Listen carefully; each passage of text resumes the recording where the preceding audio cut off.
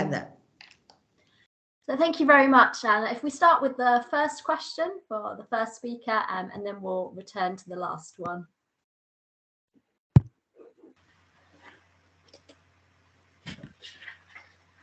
Madam Barbara, are you hearing me? Yes, I can hear you. That time I was suffered with a technical issue. So I have actually I'm agree, but partially disagree some few points which in my presentation, because technically I could not able to present here.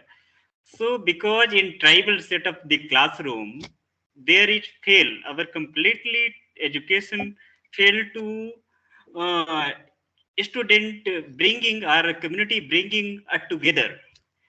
And this is here many grassroots causes might be have, but that in my presentation I have listed the things in maybe very contextual or geographical or community or region level, but that is my perception here.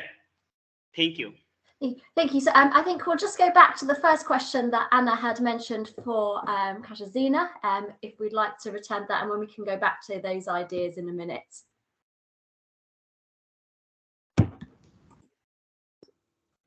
I answer?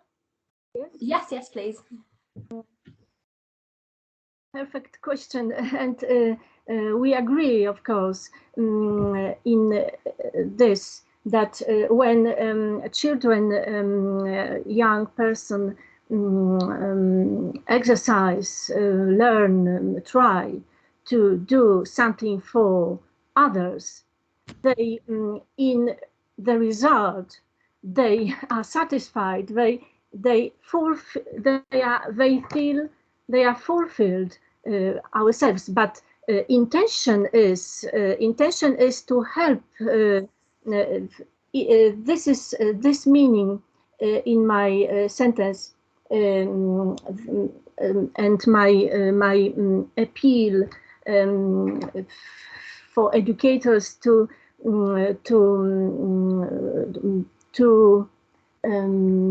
organize time in school and communities to activate young people to think about in others, not always about ourselves. But finally, it will be good for themselves. Yes? Yeah, thank you. Thank you. Thank you very much. So if we return to Barbara now, who is going to answer the second question. Thank you very much. Thank you very much for the question. And I think the barriers this is a big issue. That's why the question is really important. And we could talk about it a lot, but I think from my experience that the crucial role is the role of a teacher who will decide how to conduct this and how to build this relation between the cultures that are in the classroom. So of course, the system, the educational system, the programs are really important. Yes, they determine how we behave at school. But the teacher is the person who's coming in the classroom, closing the door, and then, well, if you have a lot of different cultures or even 2 or 3 different cultures in the classroom, I think the first way to meet them, you have to talk to them. You have to, this is what Kasia Wrońska said, according to Tischner, yes, you have to find a dialogue, you have to talk, you have to know more about them, and then you as a teacher, as an adult, you will be less afraid of them. Because I think the tolerance can be built only the knowledge we have. If you have the knowledge about different cultures, then there's no barriers actually. You can live together and you can be, you know, even more developed as a person. I think this is the easiest way to explain, but I don't know if it's easy to do it, but I think it's about the teacher and the intercultural competences of a teacher, let's say. Yes, yeah, I think that's a really interesting point. So when I look at books, one of the big issues that comes out is whether children can see themselves in the book. So even down to something like the resources that you use, what's that being communicated? Can all children see themselves being represented and feel like they and their culture matter and are valued as well? Yeah. I think it comes back to that intercultural knowledge as well. True. I can still see that we've still got a hand up. So I think it's from Narayan. Did you have a further question? No, thank you. Okay, thank you. So I think we might have time if anyone has any further questions, a final question or comments before we conclude the session.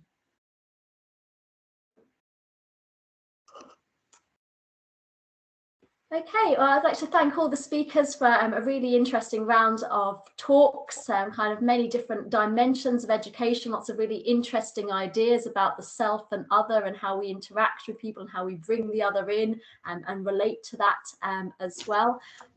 So as far as I'm aware, we now have time for a short break, which we're much welcome for another cup of tea or coffee before the second set of sessions will start in around 15 minutes, if I've got that correct, Julian. Thank you for listening. Thank you a lot. Yes, so thank you all very much.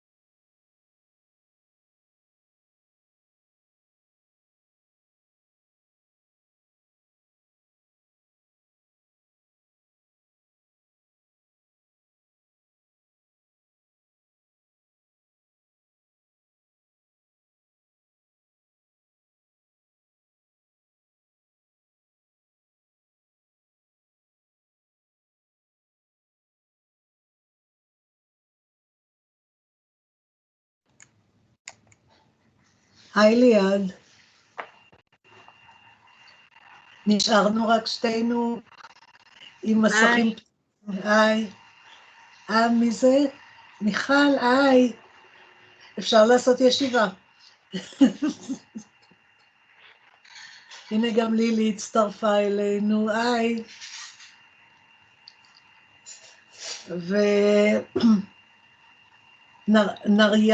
נריאן מהודו. Very nice to meet you, Narayan. Yes, madam. Yes, madam. Thank you. Also, I feel very privileged. Hi, Gamanikan. And Noi joined us just now, was until last year in New Delhi, was living together. אני רואה שכולם חוזרים, אז אנחנו חוזרים לחיים הרגילים, עוד מוקדם. No, you will present, or Professor Malka?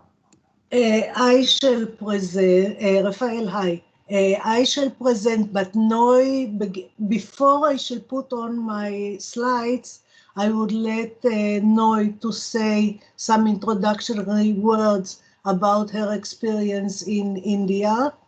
And then, and I'm very happy that Nara is with us, who can attest to the Indian experience.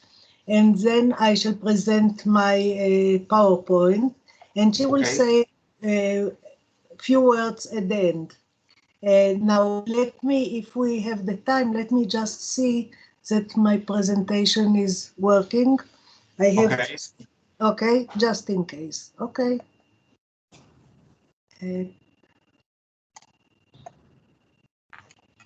Just a minute. No, that's not good.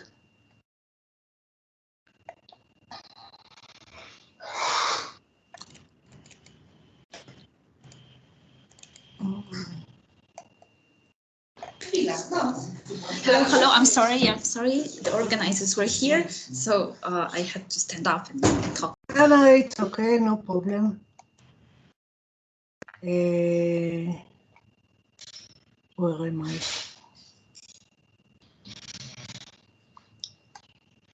Does not work. Good afternoon. I'm Piotr Krakowiak. I'm also part of this session. Hello, Barbara. You are leading the.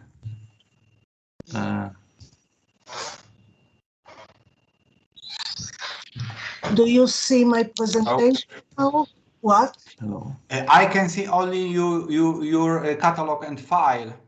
You have to open your presentation, yes, and Just a minute. I shall put my.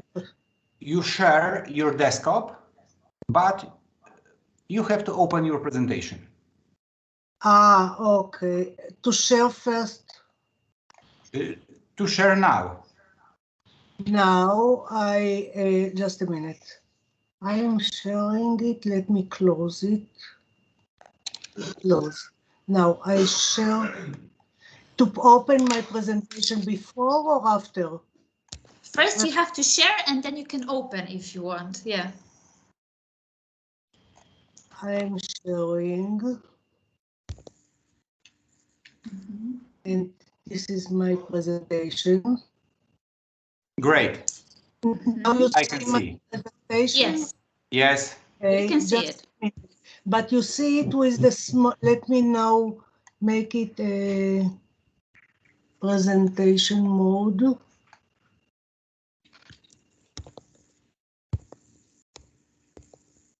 So maybe first I will introduce the section No, number 5. Just see that it is working. Now, what do you see? Do you see the presentation or? We Yes. we see the presentation. Yeah, it's really Thank you. nice. Okay, it's working fine. It's working. The whole presentation, it's great. Okay. So Okay. what do we do now? I will introduce, yes, the people, and then you can start, okay? Can we do like this? Yes? Okay, so very good afternoon. Okay, just a minute. It's still not time to get out of my presentation. Okay. I keep your presentation now. It's good. Basia, are you think okay? Yes, yes, I can. Can you see my presentation? Yes. Yes. And can you see Noi? Hi, Noi. Hi. Can you see Noi? Okay. Yes, we can see your presentation, you and Noi, and a lot of participants. Okay. Okay, so welcome everyone on It's session still 5. There are still 5 minutes. But we can start. But we can start, I think. Yes, can we? Basia, I think not good idea because something participants go to the cafe to the. Okay, that's okay. I can wait. I thought that we have to start now, so we This don't is have very to. important session. It's really important. Okay, I can wait. I have time. Maybe we can try if we can hear one another. So I hear you very well. Are you hearing me okay? Yes, we can hear you, Piotr. That's yes, very good. It's fine. That's fantastic. Yeah, we can also check the attendance. So we know that the first one, Noya, Sasson, and Malcolm Margalit, they are here. Is Olga Shinkaruk with us? Olga, are you here? I don't know. We have to waiting because we have 5 minutes. Okay, so that's how I'm not checking. All right. Let me try again to put on my slides and take it out. Okay. All right. Just to make sure.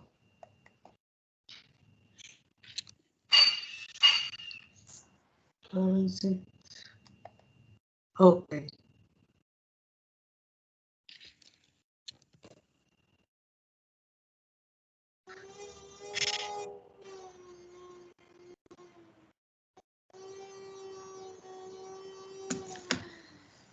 Somebody has a baby crying.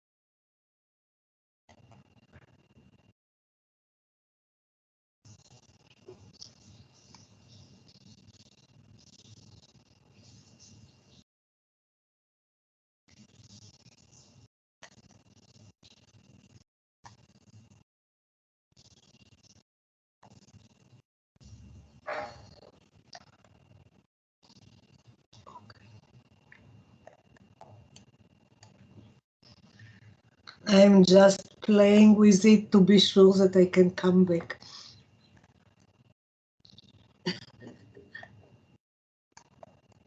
Yes, okay.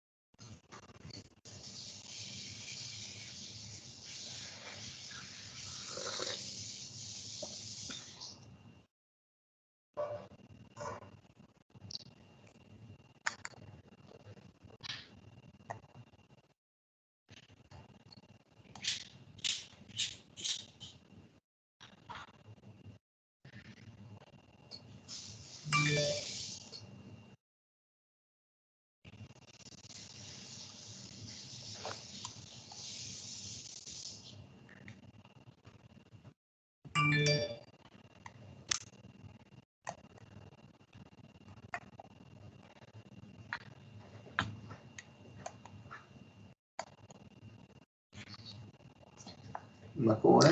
לא, אני לא עכשיו.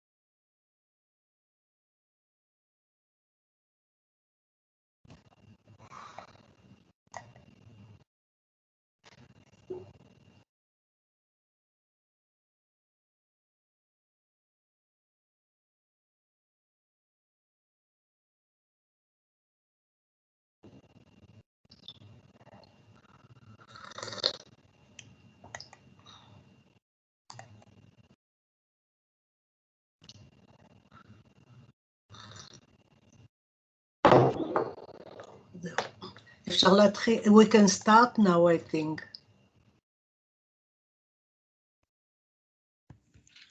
Okay. You are on mute. Barbara, you're on mute. Yes, thank you so much. Yes, it's 12:30, so I think it's time to start. Somebody is sharing the screen. I think it's Marka, it's you, I think. Yes. Yeah. Do you want me to stop sharing? Okay, I stop sharing. Yeah, please. Yeah. I stopped sharing. Okay, thank you so much. So, well, I think it's time to start. Well, since everyone is here, we can start. Very good afternoon in Poland, very good morning in different countries. My name is Barbara and I'm going to moderate session 5. It's my pleasure and honor to be here with you today. Session 5, loneliness in different professional environments. Like every year, the conference hosts the speakers from around the world. During this session, we are going to listen to the speakers from the presentations from Israel, United Kingdom, and Poland. It's a great pleasure for me to introduce our first speaker, or speakers, in this session. It's Noy Sasson and Malka Margalit. I really apologize if I mispronounce your names. I'm so sorry. And the title of the presentation is Predictors of Loneliness During Job Relocation, Personal and Interpersonal Perspectives. So if you are ready, please, the floor is yours. You can share the screen. Thank you very much, Barbara, for the introduction. First, dear friends, first I want to thank the conference organizer for 2 wonderful days, very interesting days. All of the presentation were in qualitative research and cultural research and philosophical aspects. And for me, it was a very educating and stimulating, and thank you very much. We are grateful for the opportunity to move from the qualitative to quantitative research and to present our study. And the first one, before I should start our presentation, I would like to introduce Noy Sasson, who will provide a short personal background of the presentation and the study that we are going to talk about. Noy, the stage is yours. Thank you. Hello, everyone. My name is Noy Sasson, and I'm a graduate student in educational psychology at the Paris Academic Center in Israel. First of all, I would like to thank you for the opportunity to present my research with Professor Margalit in this important conference. 7 years ago, following my husband's workplace proposal, we moved from Israel to New Delhi. We lived there for 6 years, including the COVID-19 pandemic difficult period. Relocation is an enormous change in many aspects, including career and social circles. People who relocate leave behind their close family, a successful career, many friends, and go into the unknown. Moving to a foreign country, to new culture, you have to start all over again. And during this time, I ask myself, all these people who are relocated, are they satisfied with their new life? And the important question, how often do they feel lonely? The idea behind this research stemmed from my personal experience and the desire to find answers to these questions, and especially to express the voices of the spouses who joined the career journey of their partners. Thank you very much. Now, hold your fingers for me because I'm trying to put on my this. Let us see.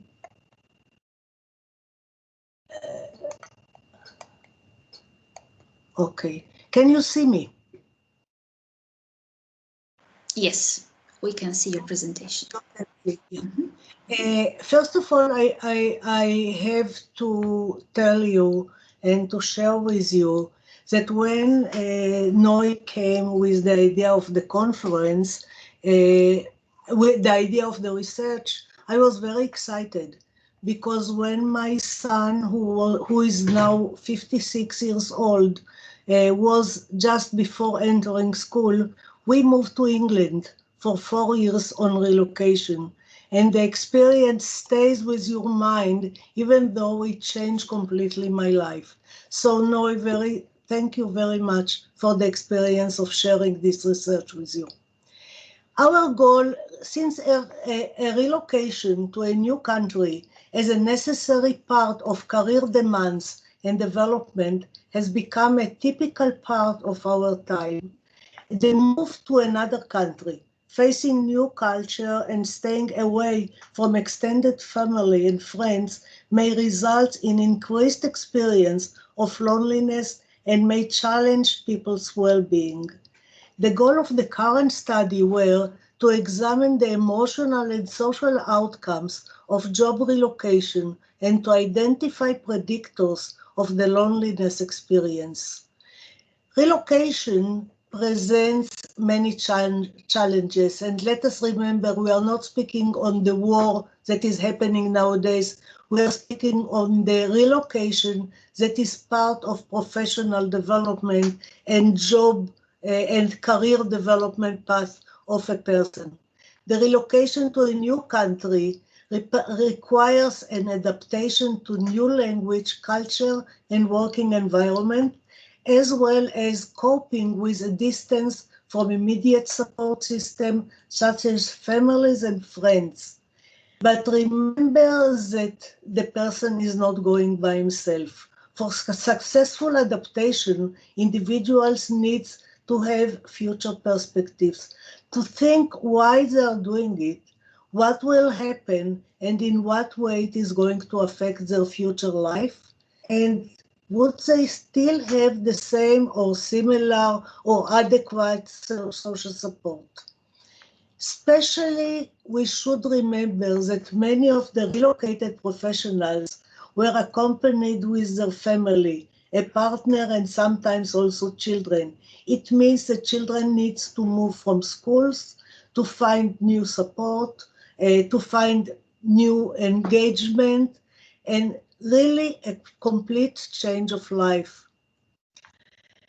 We at the Paris Academic Center have the Institutes of Research on Hope. So I decided that the first things I would like to mention is the hope theory.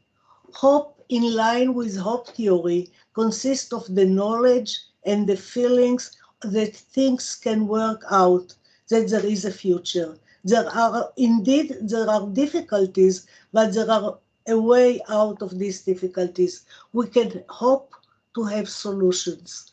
Hope focuses attention on the positive future outcomes, and in some ways, relocation is looking for the future. Hope theory consists of the ability to identify goals and the belief of the person that not only goals but also sub-goals that he can reach. The ability to plan how to get these goals, and if he or she would meet barriers, how they are going to work through them. And the ability not just to initiate the path towards the goals, but to sustain movement along them until reaching that goal and overcoming difficulties. When we are speaking about relocation, social support is very important. And social support relates to individual sources of support. Individuals proceed through life looking for different sort of support, and the function, perceived social support refers to the belief that help would be available either from family, close people, or from friends, or from the working place. Our conference is focused on loneliness. We mentioned this hope and social support as means to cope better with the loneliness. But let us remember, although we are in 2 days of dealing with loneliness, there are 2 competing models that are well accepted in understanding loneliness. The discrepancy models that was mentioned yesterday, that relate the unpleasant experience when individuals perceive a discrepancy between the desired and accomplished patterns of their social network, the Peplu and Perelman classic definition. But also the social needs model, the global indicator of unmet social needs, and dissatisfaction from the quality and the quantity of the individual social interrelation as something that does not meet the needs. We are doing research on loneliness for the last 10 or 15 years, and we have a shift moved in understanding the loneliness. We understand that loneliness is not a dichotomic situation. It's not either you are lonely or you are not lonely. We are more interested in the dynamic movement along the continuum between the satisfying feeling of social connectedness and engagement to a closeness, relatedness, to the feeling of exclusion, isolation, and loneliness, distress.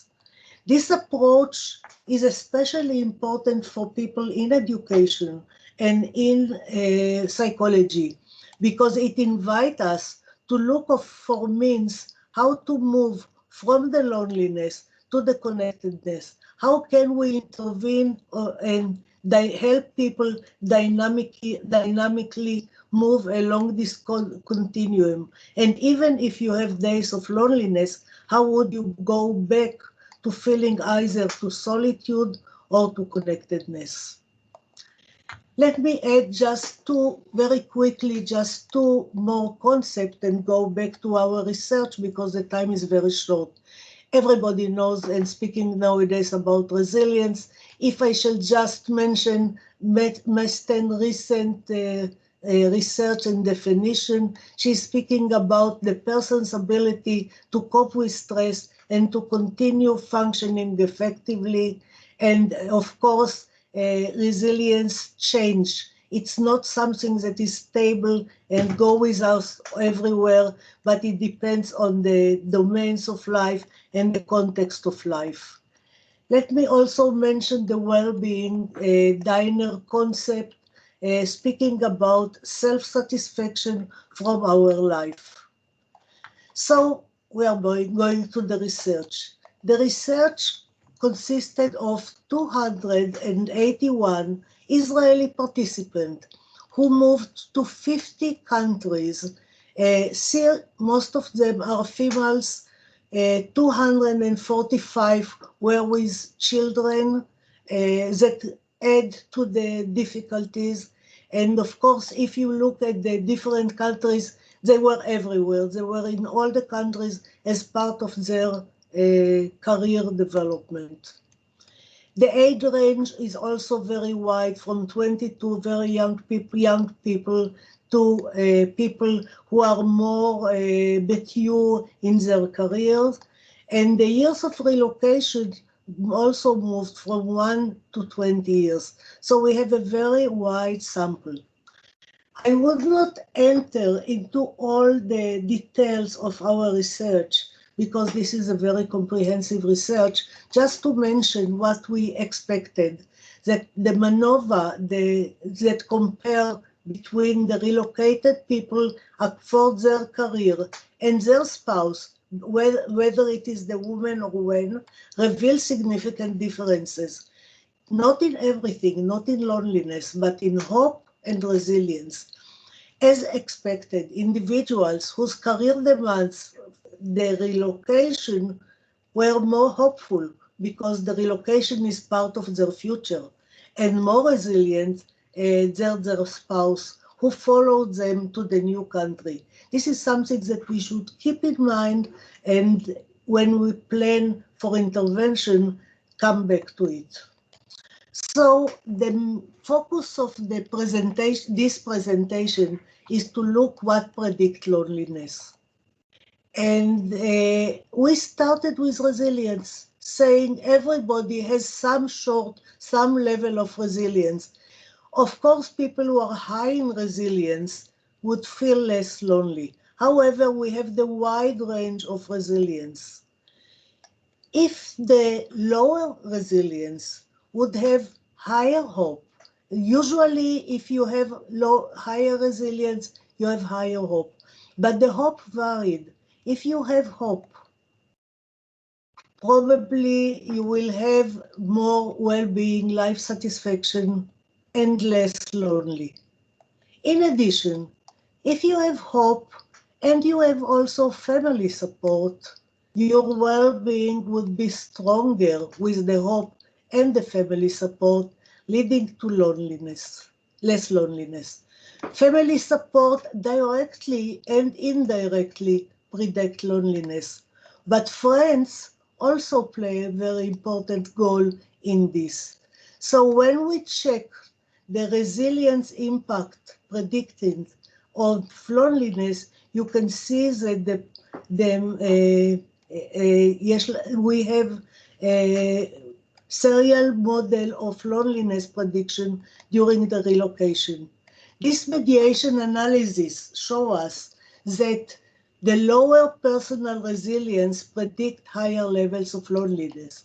However, these relations were mediated by personal and interpersonal resources, by hope as a personal resources, by family and friends as interpersonal resources, and by life satisfaction again as an outcome of the resources predicting the loneliness.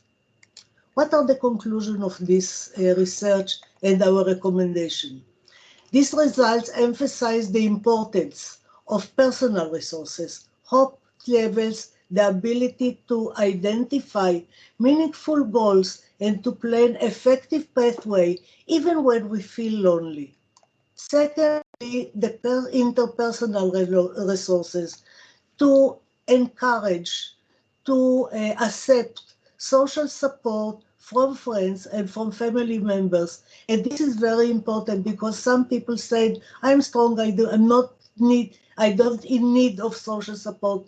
We all need social support from family, from friends, and to be confident that they would be available to them.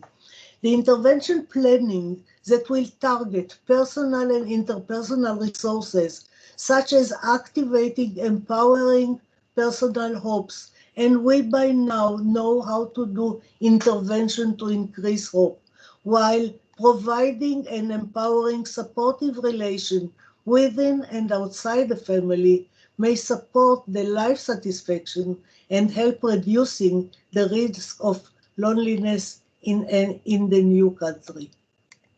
We end this by, I would like to invite Noi to say some final words, but let me close the presentation if I shall find how to do it. One, and just a minute, and we shall close this. Okay, Noi. Thank you very much to Professor Margalit. Thank you. So now we are back home, facing various aspects of adjustment to work and to school and to changes in life. Thus, my current research is focused on the adjustment of people who returned from relocation. I shall appreciate any advice or suggestion. Please write to us. Thank you very much. Well, the beginning of the new research of the returned people. So help us. Thank you. Thank you very much. Thank you, Noi, for sharing the story with us, with this all the emotional experience you had and connected with the relocation. It's really important also. Thank you for the presentation, explaining the definition, but also presenting the perspective whatever location is, and what challenges the person can face while changing the place of living, and showing this hope as the strength to face this challenge. And of course, for sharing the study, very impressive study, I think, in numbers and in the conclusions. So thank you very much. And this is how we can move smoothly to next speaker. Just let me see. Yes, we go to Olga Szynkaruk. Are you here, Olga, with us? I'm here. I hope I can be heard. Yes, we can hear Perfect. you. Yes, Very we glad can. then. Great. And with your presentation, Alone in Life, Together in Death, Reflections on the Triple Warrior of Dolní Věstonice. Please, floor is yours. When you're ready, you can start. Yes, we can see your presentation if you have this question. I'd just like to Great. say that Yeah. I feel really privileged to be here. I'd like to thank the organizers very much for the third edition of this conference. It's been intellectually inspiring as always, so thank you so much again. I found that while researching the subject, it has been the triple burial. This burial in particular has been a special researched interest of mine for about 6 years since I began to study archaeology. And it was the first where I discovered that archaeology, especially prehistoric archaeology, where there are no texts to voice, to act as the voice of a given generational culture, it is in fact an experience of both solitude, because for proper reflection one needs to be alone, but also an experience of loneliness, because we only have a certain cultural code, a certain cultural or stratological fact that cannot be translated into any sort of modern language. So sometimes we're just alone with our knowledge, sometimes with our projections, and sometimes, as we're going to see later when it comes to interpretations of this burial and judgments on the culture as a whole, sometimes this aloneness becomes an echo chamber. As for some elementary introductory information about the burial itself, it has been discovered in 1986 by Bogusław Klima in the region of Dolní Věstonice. We are over here. There was a complex of settlements that has been spanning from along the river Dzieja from Dolní Věstonice and Pawlów. There are three archaeological sites: Dolní Věstonice 1, 2, and 3, and Pawlów 1 and 2. Also Bilowice a little further down.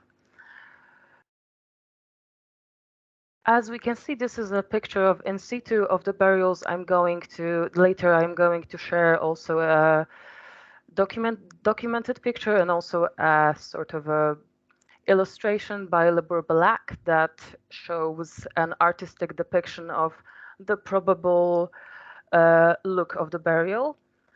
They have been found within a shallow layer of ash. The ash also yielded some charcoal, which means that they have probably been protected, likely from wild animals, by a sort of a hut made of branches and sticks. The three individuals were very young. They were ranging from about 17. This was the youngest individual, coded as DV13. This means that this was the 13th skeletal remain found on the site. The middle individual has been uncovered later than this one, so they are DV15, and this individual is DV14, because again, apparently this skeleton has been unearthed a little earlier than the middle one. The rightmost individual is the youngest. His age is juvenis 2, so he was in his late teenage years. DV13, early adultus, so 2021, is also male. And the middle individual has been aged similarly, early adultus, by some accounts 21, by some accounts possibly up to 25. You can see that probably that there are a number of atypical features on the middle skeleton. They had scoliosis, kyphosis, number of as genetical as well as genetical deformities, as well as a number of injuries. However, at first sight, it does not strike one quite as this odd. What likely seemed most perplexing was the burial arrangement, as we can see that the individuals are arranged in a peculiar manner. DV15 and DV13 have been laid upon the backs. The hand of DV13 is resting upon the pubis of the middle individual. For the last and the DV14 holding the hand of the middle individual has been placed on his front. For the last journey, the individuals have been richly equipped with headdresses made of teeth of Arctic fox, wolf, and some unidentified large predators. All of the heads, as well as the pelvis of DV13, have been plastered in red ochre, a symbol that is in Upper Paleolithic cultures interpreted as symbolizing a rebirth into the afterlife, as a symbol or a sympathetic remainder of the blood that is the blood of the act of birth. There are no clues for this motivation. There are no clues as to the motivation, because again, no texts survive. We do not know the metaphysical imaginings of those people. We do not know as why this could have been. They were arranged in such a way. Therefore, again, the researcher stays alone in their projections. It appears that likely, especially the middle individual, might have been marked for loneliness, at least as we would understand it, due to the fact that their features and likely their appearance were quite atypical. It's also worth noting that whilst no one else had anything other than some flint tools and a headdress added to the graves as the grave goods, DV15, the middle individual, had a disc of mammoth ivory placed inside their mouth. Especially interesting since this person is also showing signs of severe malnourishment, to the point where this is, as of 2022, the most malnourished individual found for this epoch. It is the times were somewhat harsh, even for a settlement like that, which was fairly stable and fairly favorable climate with access to both plant-based food and herds of woolly mammoths and other megafauna that would provide meat. It was still not uncommon to see signs of malnourishment. However, this individual has clearly perhaps fallen victim to negative sort of differential care, meaning that they have probably eaten last, if they have eaten at all. Those signs of malnourishment are especially visible for the ages, for the stages of life from 0 to 7 years of age, meaning that even in their early childhood, this person was likely not considered as important as their peers. The implications of atypical appearance, because this likely this odd arrangement of bones was also likely to have influenced the way in which the soft tissue was arranged. We do not know, however, if atypical appearance was cause alone for any sort of mistreatment. There is another burial in a nearby site, also similarly dated, of a woman who was one of the eldest individuals found in the Upper Paleolithic. She, by some accounts, older than 50. By some accounts, she could have even been about 65, which was for that time a rather uncommon age. We can see here this is very likely a figurine that's resembling the face of that buried person. We can see that there is a sort of deformity on the left side of the face that some were theorizing because it is consistent with the skull of the DV4 individual. It was possible that it has been a result of a stroke or a result of an accident during early life.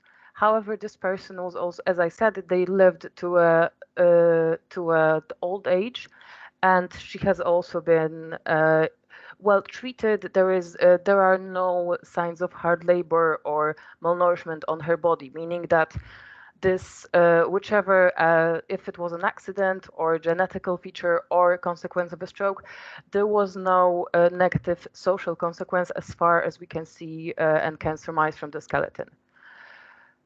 It is often said in the context of this particular era, the Upper Paleolithic, that it is proof that disabled individuals with disabilities have been cared for, is that they have not been killed. They are present in those societies. However, it's again I believe this might be the effect of the loneliness of the researcher, because even though those the Upper Paleolithic people, and honestly up from the so-called anatomically modern human, their brains and their frontal lobes have been just as capable as ours.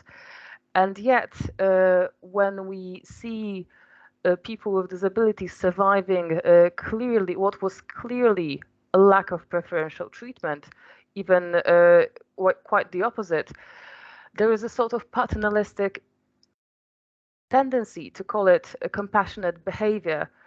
However, in the modern day, when we see evidence of differential care, which is still practiced in some communities, including in the Western world, we would say that this is inhumane. We would say this is unjust. However, apparently the standards are so low for our ancestors that we do not really think about it.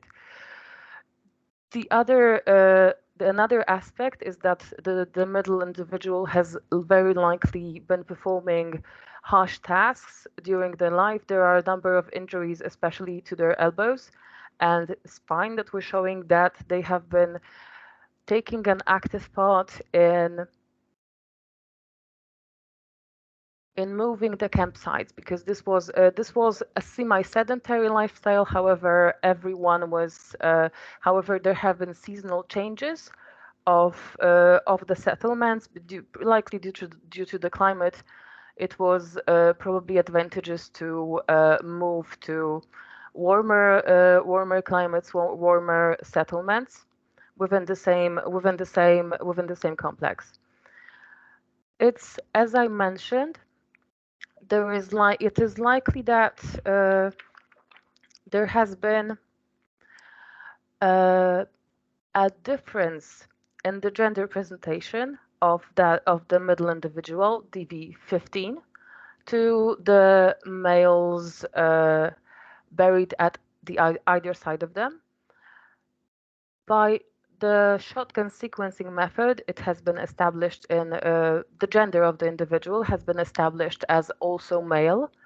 However, they would have to have been either genetically by this method, or by the diagnosis of Vincenzo Formicola, an archaeologist who was also working on this burial, as they would require for the person to survive one of their genetical ailments, chondrodysplasia calcificans punctata, called CCP for short.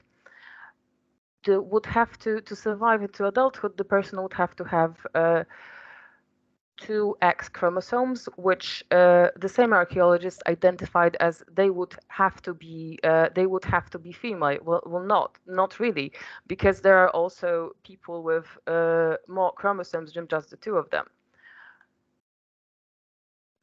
It is interesting that in their death, those individuals seem to have been placed alone, and it looks like it might have been an experience closest to togetherness that ever happened in the life of the middle individuals.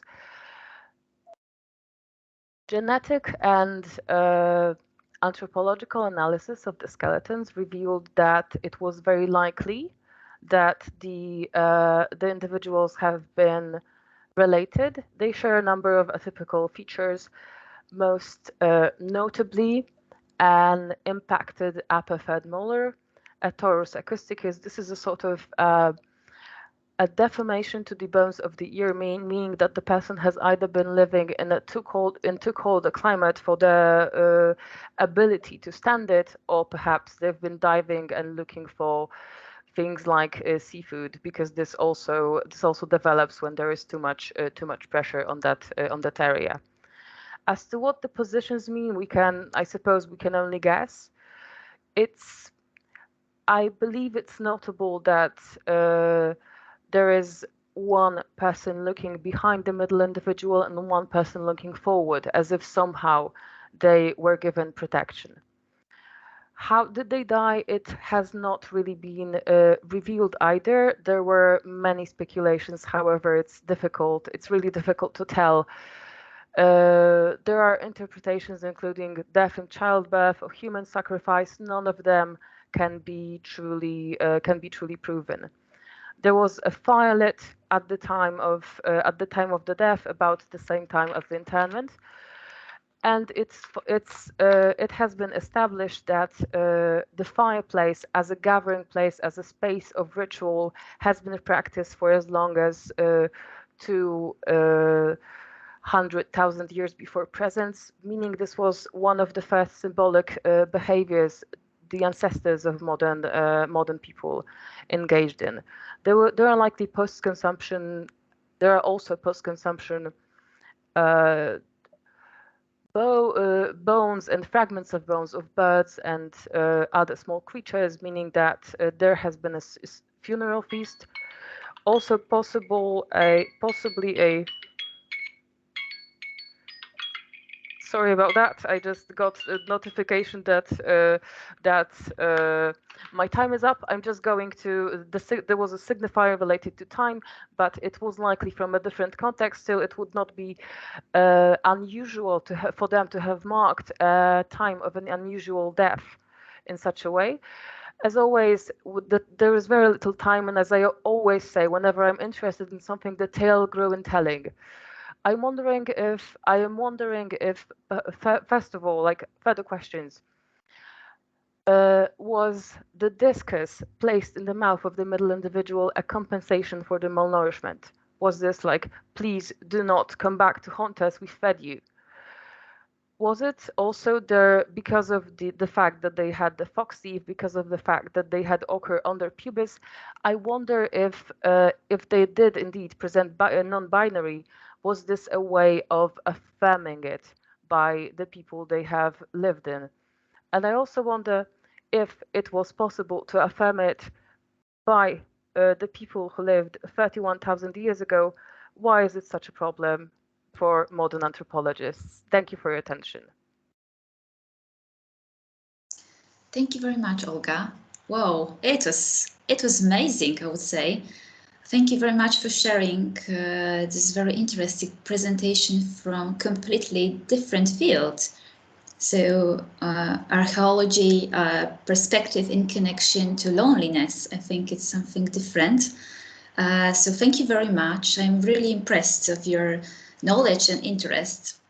So please stay with us, because after this session there might be some questions to your topic. So please stay with us if you can.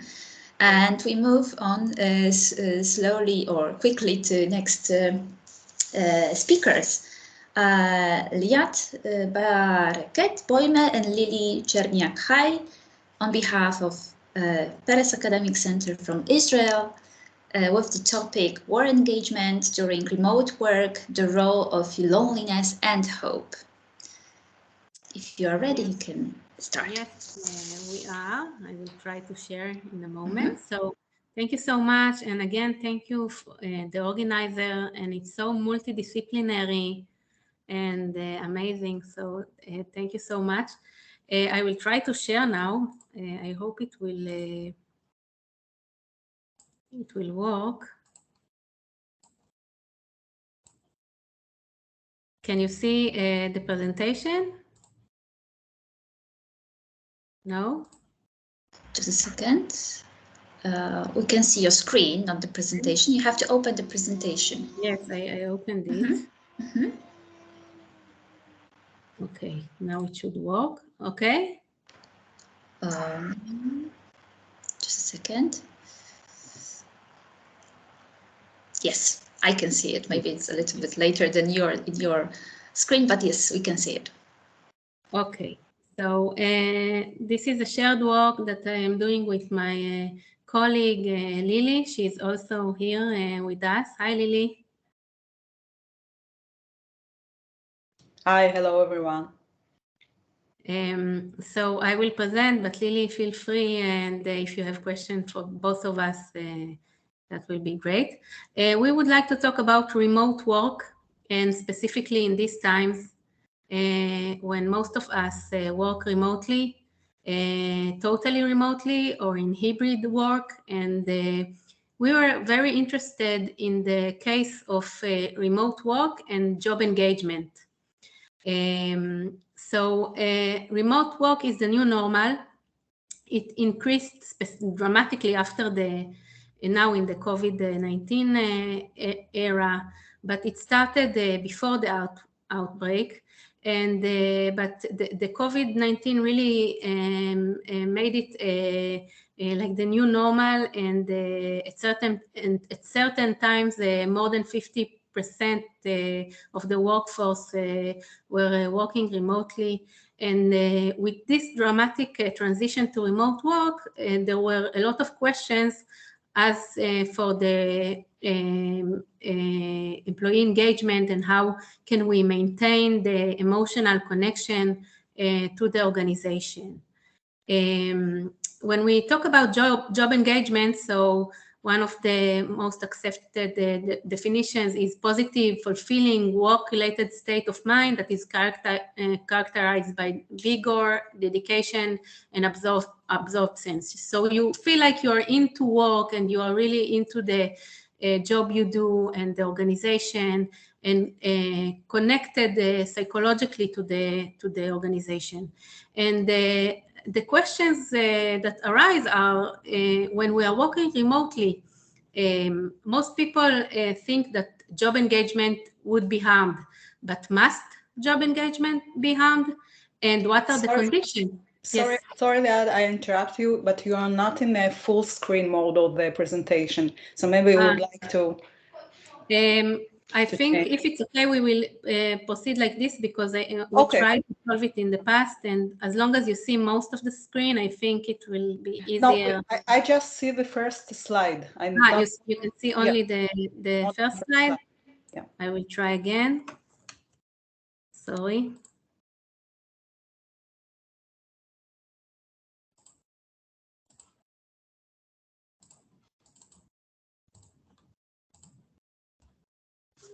Okay, can you see now when I'm moving? Yes, now I can see it. I hope everyone is moving now. Thank you. Okay. Thank you so much, Lily. Okay, so we were asking, when working remotely, must job engagement be harmed? And what are the conditions that job engagement may be harmed? And what are the forces that may be positive forces in enabling overcoming the possible damage to job engagement? So when we were thinking of our model, we thought about remote work and job engagement. And from the negative side, something that may harm job engagement may be loneliness that we feel when we are working alone from home. and not connected to other people in the organization, not in the way that we work together in the same place. So loneliness was our negative component, and hope was a positive component of maybe overcoming this problem. I will explain shortly. So loneliness was found to be associated to decrease in job engagement in many studies, and social isolation is very related to stress, reduced productivity, and reduced satisfaction from work. So this was something that we wanted to explore in terms of remote work. And hope, when we consider Snyder's theory of hope, it is a motivational resource that people can define goal and think of how to get to this goal. So it's not just hope as hoping that something will happen. It's something more motivational, that we define a target and strive to get to this target. So in this sense, hope can be considered as an important factor when we work from home to be able to drive us forward. And in this sense, we were looking on hope as maybe a positive force in this equation. So we hypothesized that loneliness will moderate the relation between remote work and job engagement.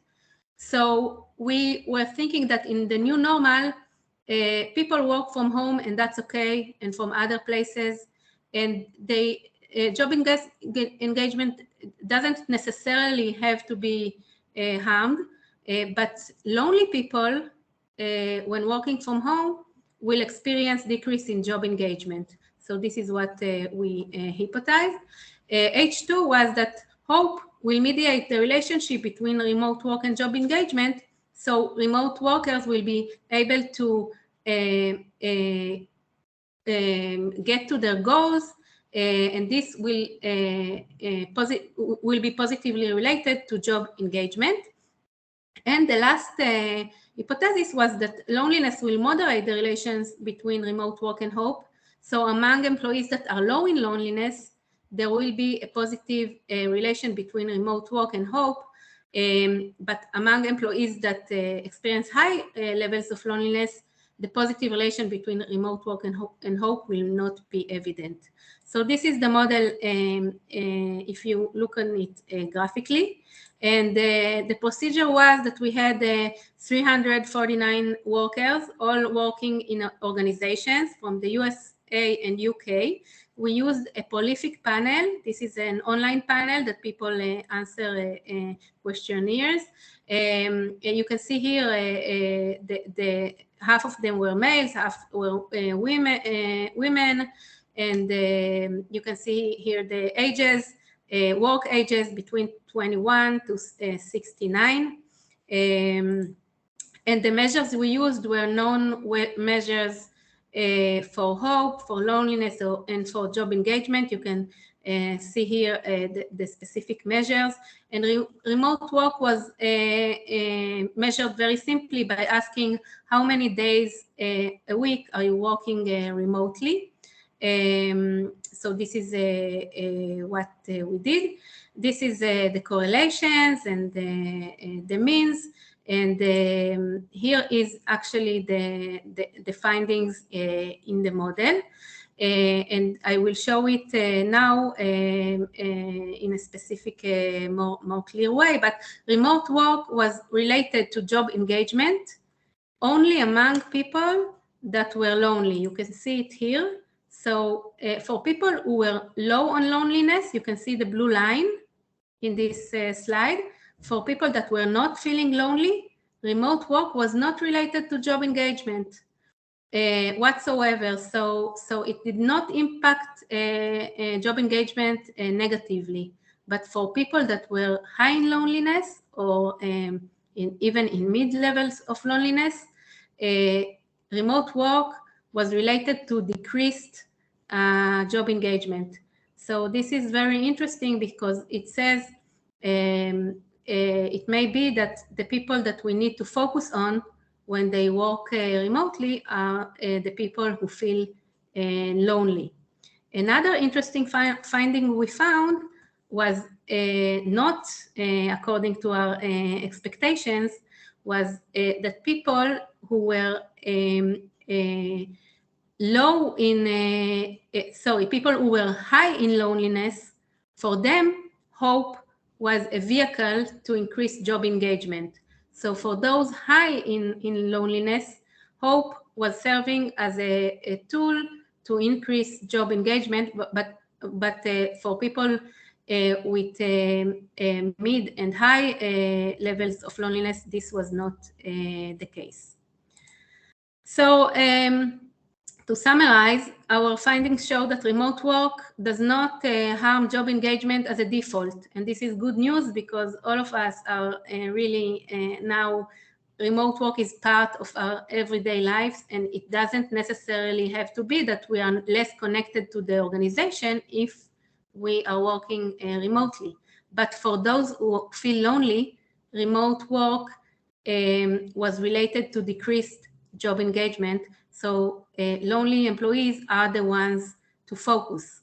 But the good news, I think, too, that for these employees, for lonely employees, there is a venue to focus on the on hope, and hope will bring job engagement. And there are effective interventions to increase hope through at work, through focus training or coaching. So there are effective interventions that were already identified. So for lonely people, we can use tools to increase hope, and this is expected to increase job engagement. This is it. Thank you from Lily and from myself. Thank you very much. Thank you very much for your very interesting and comprehensive presentation.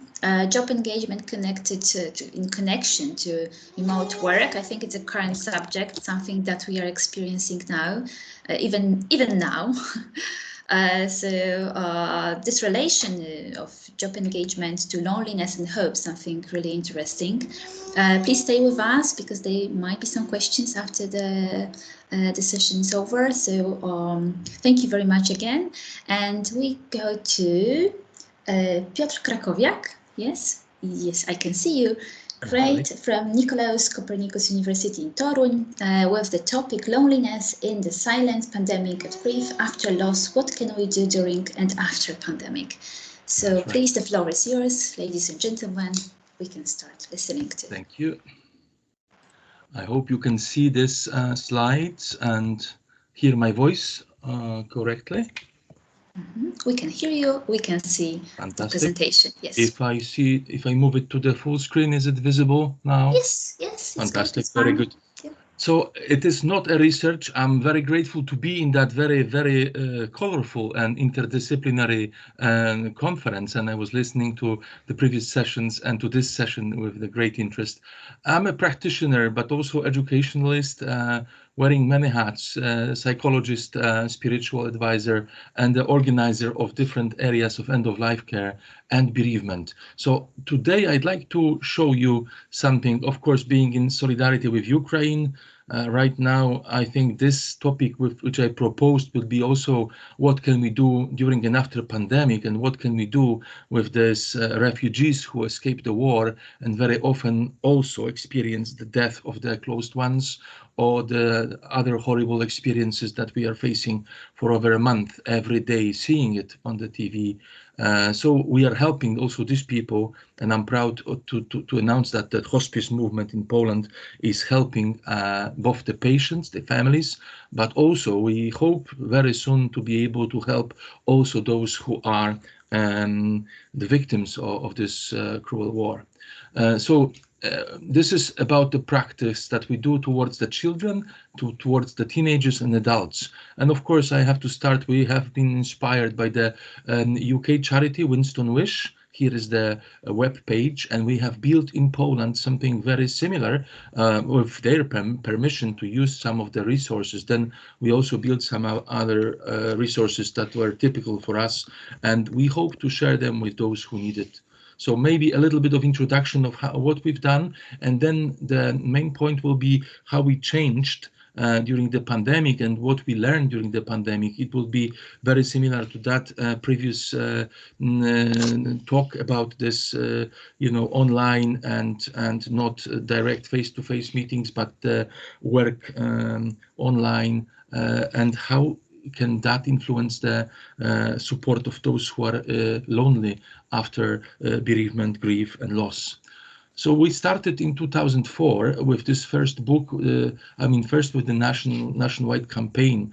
This book has been published and republished 3 times, and it was the main resource for many hospices to help the adults and children in grief and bereavement. And now in 2022, and that's thanks to the Gdańsk municipality city hall, we've received the fund and the grant to republish that book, of course, totally renewed. After 15 years, so many things have changed. There is a lot of information about this new tools for the online and hybrid way of supporting both adults and children and youth in bereavement.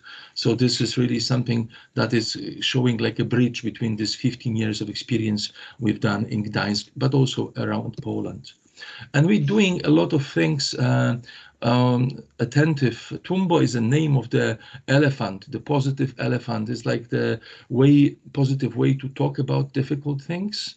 So Tumbo is elephant, and elephants are the animals who support each other after they lose somebody important, and it's been observed by biology. So we have chosen this one, and now it's about children, teenagers, how to help them. And there is a lot of resources. If anybody is interested, they're in Polish, but of course, all of you who participate and can learn Polish, read Polish, then can go to this Tumbo Pomaga, and there is plenty of details about that. And of course, the Tumbo team is also helping to tell that about that difficult thing as loneliness after death of somebody so important. You can talk openly.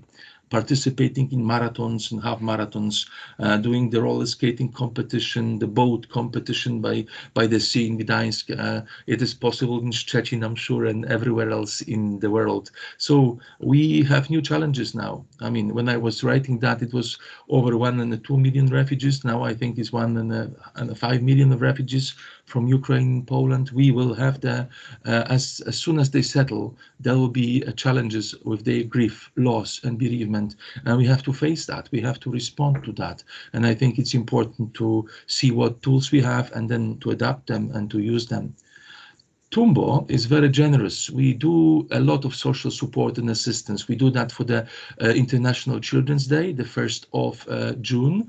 5,057 dreams have been fulfilled in the last year, and 782 children have received a Christmas gift, and it's direct help. One child is described by our volunteers to one benefactor, and it's like direct help that is very, very efficient, and people are very generous to those children or youth in need. So we've been doing that through the volunteering system for many years. And of course, it's also very important not to only inform and search for money, but also to do something. So there is a psychological aid. We have 12 psychologists that provide the support, and 2 psychiatrists. And during the pandemic, we've moved online, and it was very successful because especially in certain groups like teenagers, they were much more keen to meet online and to use these online tools than to meet personally. And I'll just tell more about that later. We've trained in these years over 600 teachers, and to help the children and teenagers and their students after losses. And I think that was the most interesting, because teachers would say we were not prepared during our academic training. We were not prepared in our practice when we were already practicing, education in schools to deal with these things like grief, loss, and bereavement. So we've seen the lonely and suffering children or teenagers. We were not able to respond. So these workshops and these tools that I'll show you in a moment were the practical response, and we've done all these trainings, the more to come, and during pandemic it was possible to do online, and now most of the teachers would prefer to have it hybrid way, so parts of it online and then 1 or 2 meetings personal, which we will continue to do this way. 120 schools consequently after this meetings and workshops for the teachers are really strictly cooperating with us, and there is 20,000 children in last year, and it was the pandemic year that took part of that Tumbo Day, which is the day of the awareness of those who are in grief after loss and in bereavement. So it is quite a big number of people, and of course from the kindergarten through schools you can educate, you can, and of course there are some research initial phases, but we hope we'll be able to show also in the research and publication how much it changed the atmosphere and culture of not leaving the lonely and let's say very suffering people alone. And especially for the teenagers, this is the challenge, and it's also a difficulty because they would not talk to you openly, but then they would use very happily the tools that you provide. So, for example, TikTok to describe your emotions after loss, or some other short forms, the text messages, which they are very experienced to do. And our young volunteers from this, let's say, students groups are very good to talk with them and to challenge them. For the youngest, we've done a lot of fairy tales, and the 6 therapeutic tales from the children from 4 to 9, and then some of them are available online also. And this is also the very practical method to talk about this loneliness and sad moments with children. And as you see, 1,500 of participants have already participated. We had the TV celebrities, radio celebrities, and the actors being able to go and work with us on that topic, which I think is very important. And also, even during pandemic, there was this short breaks for summer when this COVID was not as bad. We were able to go for the summer camps for many of these bereaved children after loss and grief. That's the only way to have some fun during this difficult time when there is a lot of financial restraint and difficulty, and they really enjoyed it very much. And this is now, during the pandemic, we've prepared a lot of information online.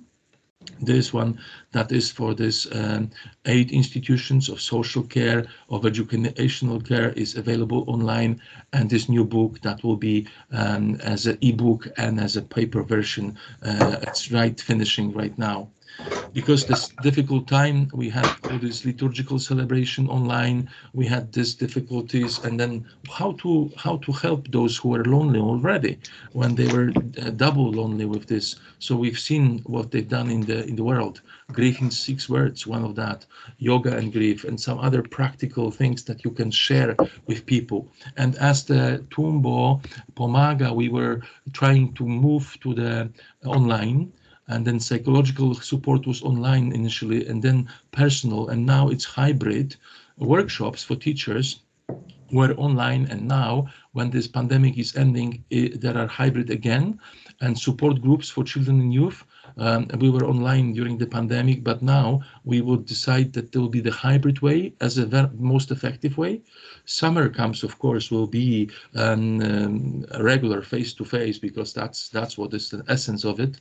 But the preparation will be also online. And what we've done also through the support and the generosity of sponsors, most of our resources are now also online, which is good because they're accessible. Some just beautiful views from this last year summer camp when there was a little bit of brief of free of COVID time in Poland, but as we know, it goes and comes back. And here are some of the resources. You can go and see them. Most of them are the free PDF resources for the children, for youth, for teachers, for parents and tutors. So there is a lot of good that has happened because of the pandemic and because of our need to go online. And I think we will stay to be online. And of course, we meet, as you see now, there is some resources and some things being done for Ukraine. And that's one of the groups that meeting in one of the schools cooperating with us.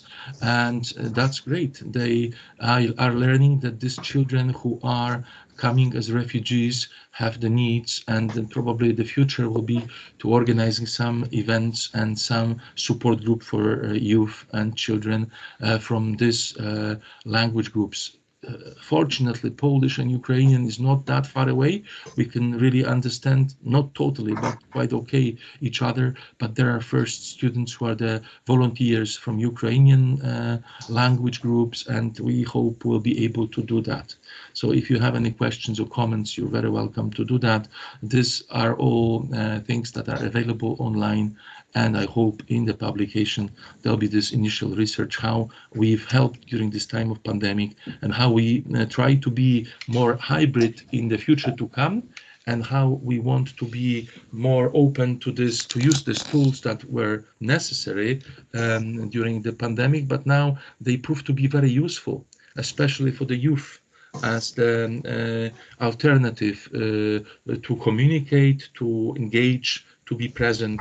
We all know the youth with the smartphones, how they are keen to do that. So they are very happy to do that also in the grief and bereavement.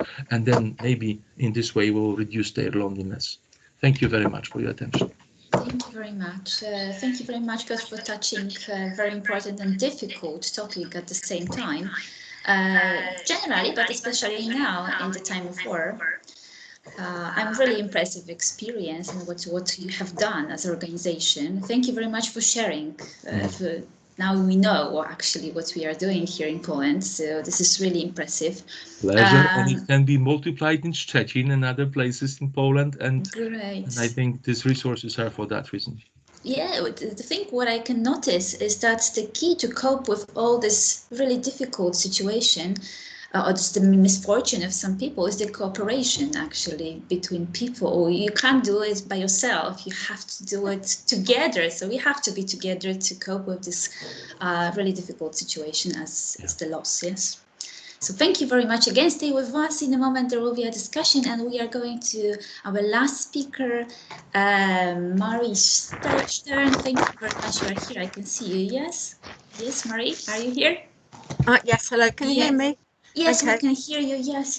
And this is our last but not least presentation, The Lonely Patient. The floor is yours. We are waiting. Thank you. I hope we didn't confuse you with the picture of Julian. It's because I'm using his computer. That's okay. Okay. Hi. Right, I'm going to talk to you this morning about the loneliness of a patient. We've already heard hospitals mentioned. It's not my profession, but I'm somebody who's been in hospital many times throughout my life, and I've been really interested in the loneliness of being in a hospital situation. And I do quite a lot of work voluntarily with my local hospitals, where I hear patients' stories, I find out what they were thinking and feeling, and then I use that to try and shape training for the staff and to help the hospital policy. And very often my recommendations come back to the absolute basic fundamental care. And I think that my stories today about being a patient will explain that to you. I think I was just about 7 or 8 years old, lying in a hospital bed, when I first thought that that was the loneliest place in the world, which was strange. I was surrounded by other patients and all the staff, and I felt very lonely.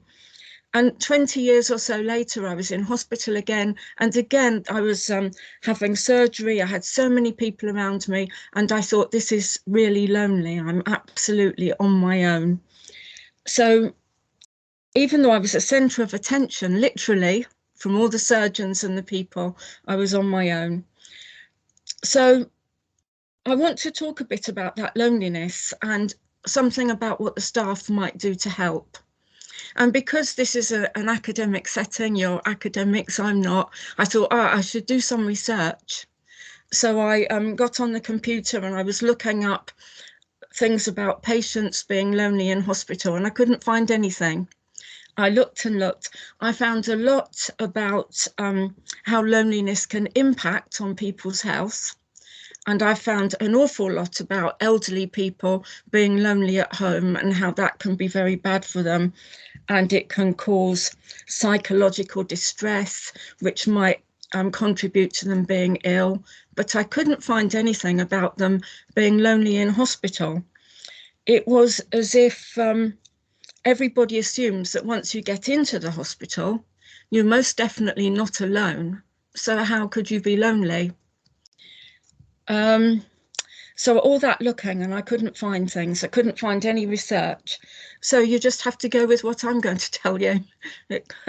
So what I found was that I thought you could be very lonely even when you're surrounded by the busyness of hospital, all the people and all the situations.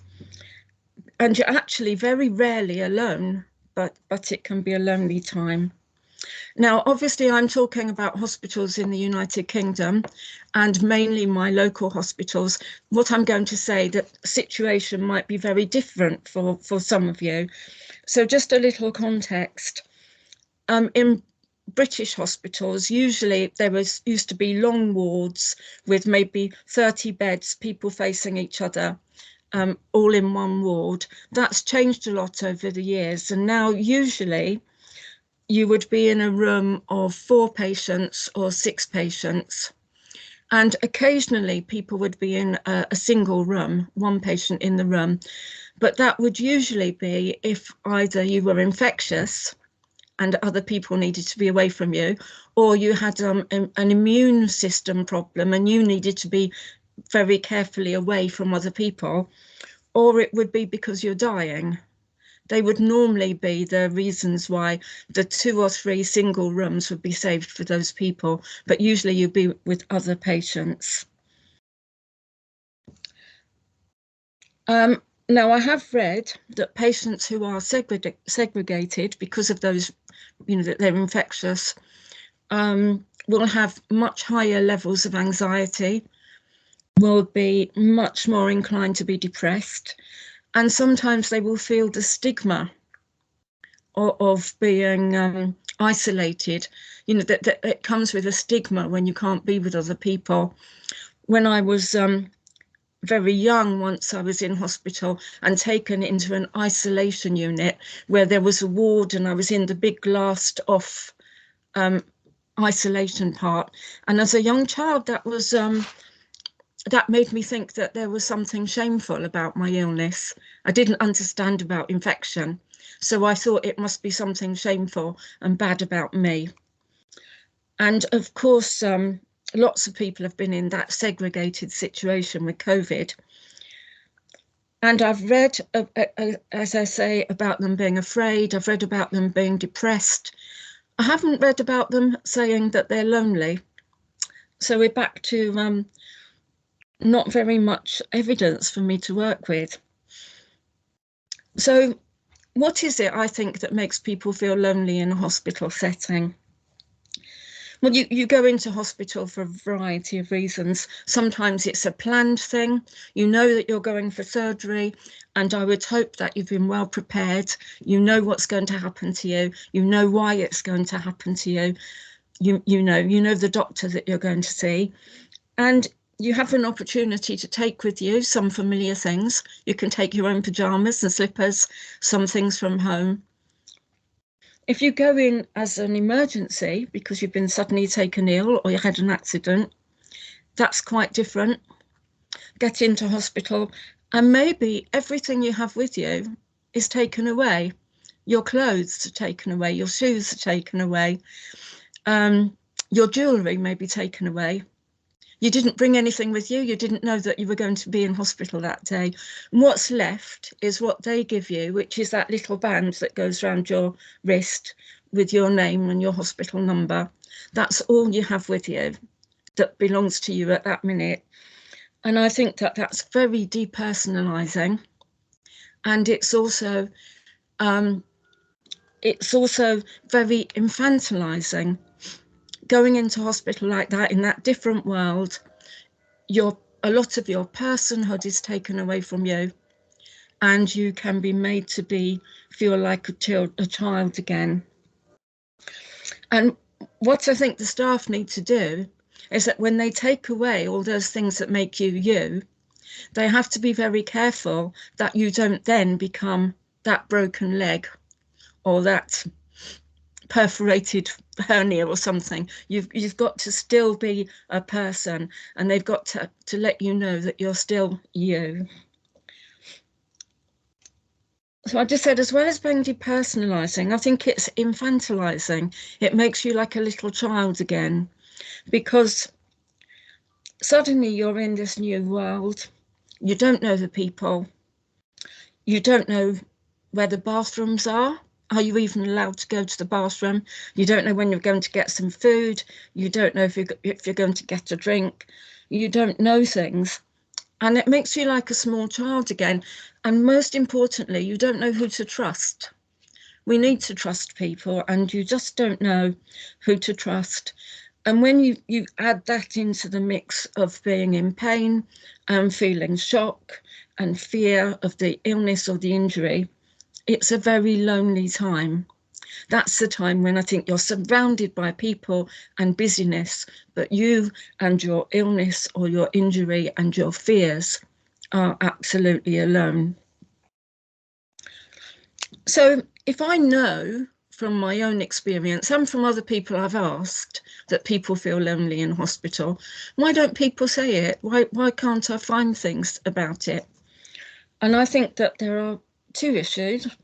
One of them is this business of being an infant in a strange sort of grown-up world, and you feel you have to be well behaved.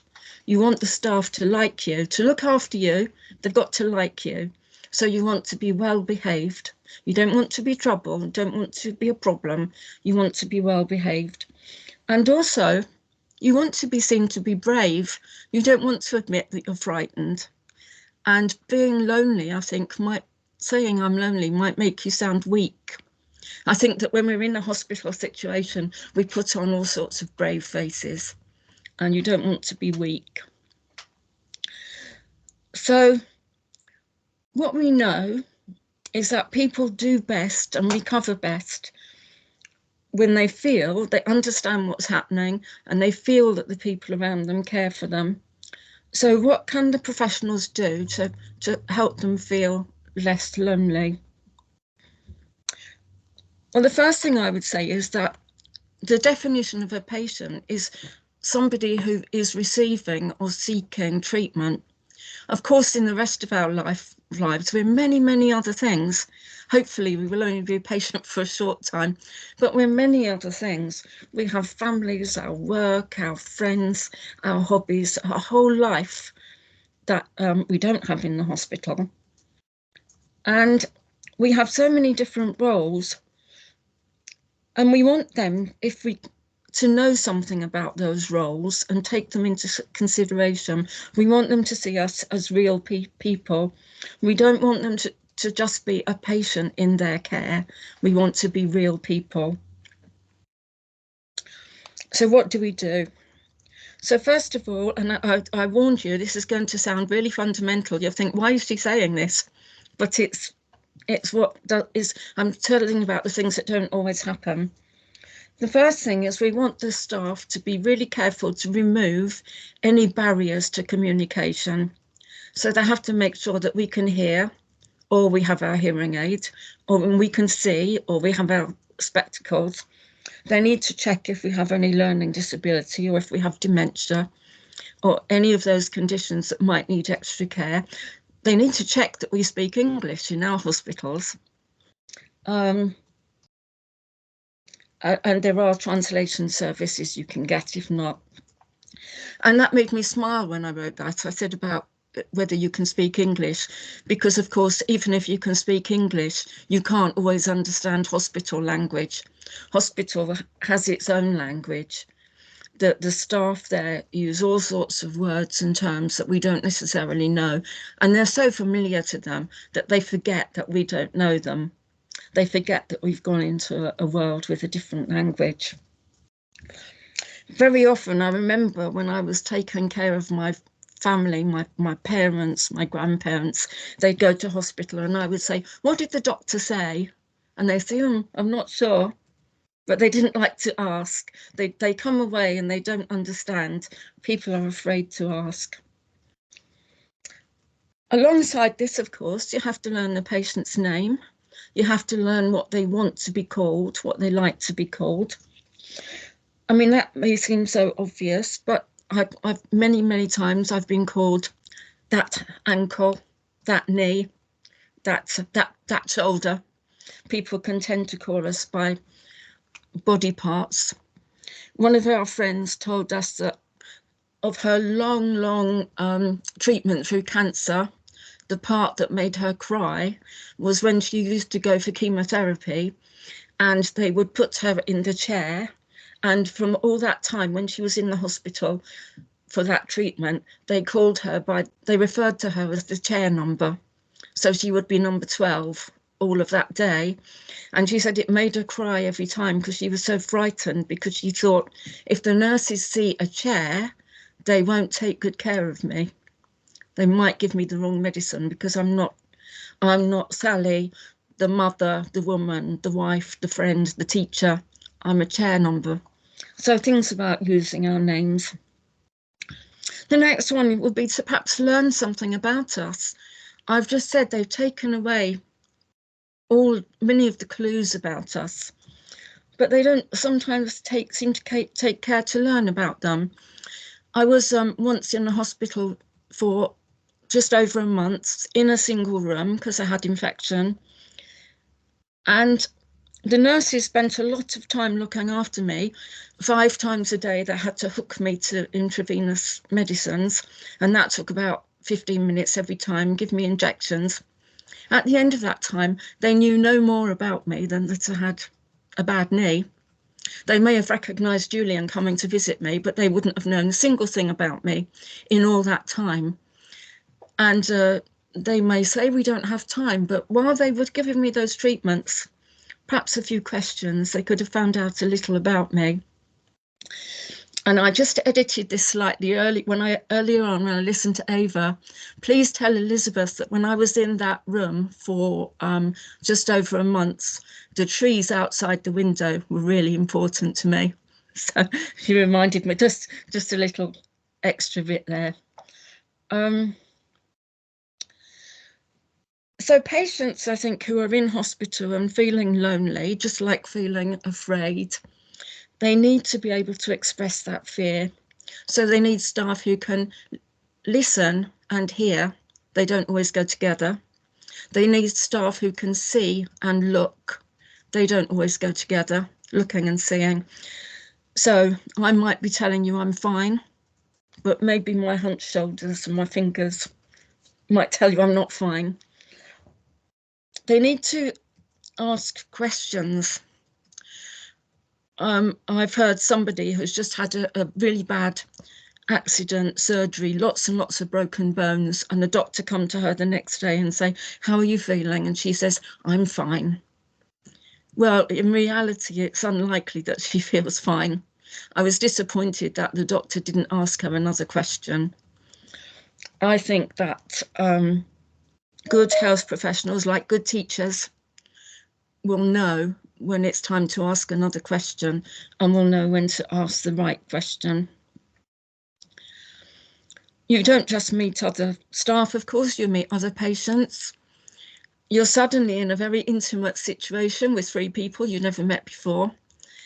I've never had a nurse introduce me to other patients. Maybe that some more could be done about that. Having people there to support one another. When I did have months of a treatment in intravenous treatment, when we were in a group in a room, and the nurse introduced us and tried hard to sit us with people that she thought we would get on. we did actually find it a really sociable time. It was a really sociable, friendly time. And more than that, we helped one another a great deal. We gave each other little tips about how to deal with our illness, but we gave each other huge support. We looked after each other on our really low days, and we really encouraged each other in our recovery. And that was really great. And I wish that hospitals might be able to do a little more of that, helping people to in the hospital to take care of one another. So my findings, I think, of what can we do, it's all really come back to actually the most basic thing about communicating and talking and encouraging people to share their fears and to not feel that it's shameful to say that you're feeling lonely, and just to spend a bit of time sort of teasing out some of those feelings and letting people know that you are really not alone in your loneliness, that those people around you really are taking there to take care of you, and that means learning something about you. Okay, and I think I'm going to end there this time. Thank you. Thank you very much. I'm very glad that you touched this topic, really important and also difficult one. Being a patient in a hospital is a very complex topic, as you showed us, and from psychological point of view and other views as well. So thank you very much for your presentation, for your talk. And it's, I think, really difficult experience because all people are suffering actually in the hospital. So even if they are prepared for the hospital because they have some dates to do, but still they are suffering and they are afraid of. Okay, so I think it's a good time, because still we have some minutes to open the discussion of the session. If you would like to add some comments, ask some questions to our speakers, please feel free to do it now. You are more than welcome to do it. Rafael, I can see you have a question. Yeah. Okay, thank you, Martin. I have one question to you, because I researched the long-term care system in Poland. I very often, when I have been in a residential home and hospital, I can see a lot of lonely old people. We have big problem because we have a lot of nurses, the care workers, and I think in the future it will be worse in that situation. And during pandemic, a lot of elderly people need the support from the medical system in the telemedical advice. And I think, and a lot of my elderly friends don't hear the doctor and the nurses, and the close to the home a lot of week, a lot of months. Sometimes the advice telemedical doctor and no support, no good support. And we need new methods. We need new system in Poland, in Great Britain, and Israel, and another country. And I think that we start the long, big research, how change our system and model care, long-term care, and medical care. Thank you. Okay. Can I answer something there? Yes, please. Okay. You just reminded me that when I was looking for things about loneliness, I saw lots of advice given to elderly people who live on their own, or people who are lonely at home on their own. And they were saying things like, oh, well, it will be good for you to get a pet, get an animal, get a dog or a cat, and giving people lots of little ideas. And then forgetting that if those people then have to go into a hospital or a care home, they have to leave those behind as well. So the very things that they have chosen to give themselves some companionship and some love and affection, when they suddenly go into hospital, they leave that behind as well. Just thinking of that as you said that. We give advice on one hand, but it doesn't work for every situation. Sorry. Yeah, thank you. And we have Malka, you have a question, yes, or some comments on it? Well, I want to thank Mary. I think you raised a very important issue. And it is very interesting because it joins the problem of the medical professionals who also complains about loneliness, about feeling that they are only instrumental and nobody thinking that they are people who has families and children and go back home. And the question is, you raise a very important issue, saying how can we change the culture of hospitals to start looking at problems of loneliness for everybody, not just because if the medical people would be more aware to problems of loneliness, not just of themselves, but also of the patient, I think we can develop a new communication way of relating to people, and it does not demand more time. We are working with some of the medical staff on the hope theory, trying to bring the idea of hope exactly because of the feeling of every day is like the another day, and I'm treating a chair and a knee and a pain. So if all of the association would be more sensitive to the humanity of things and to the play between solitude and loneliness, I think we can make a really major change. Thank you. It was very important. Thank you.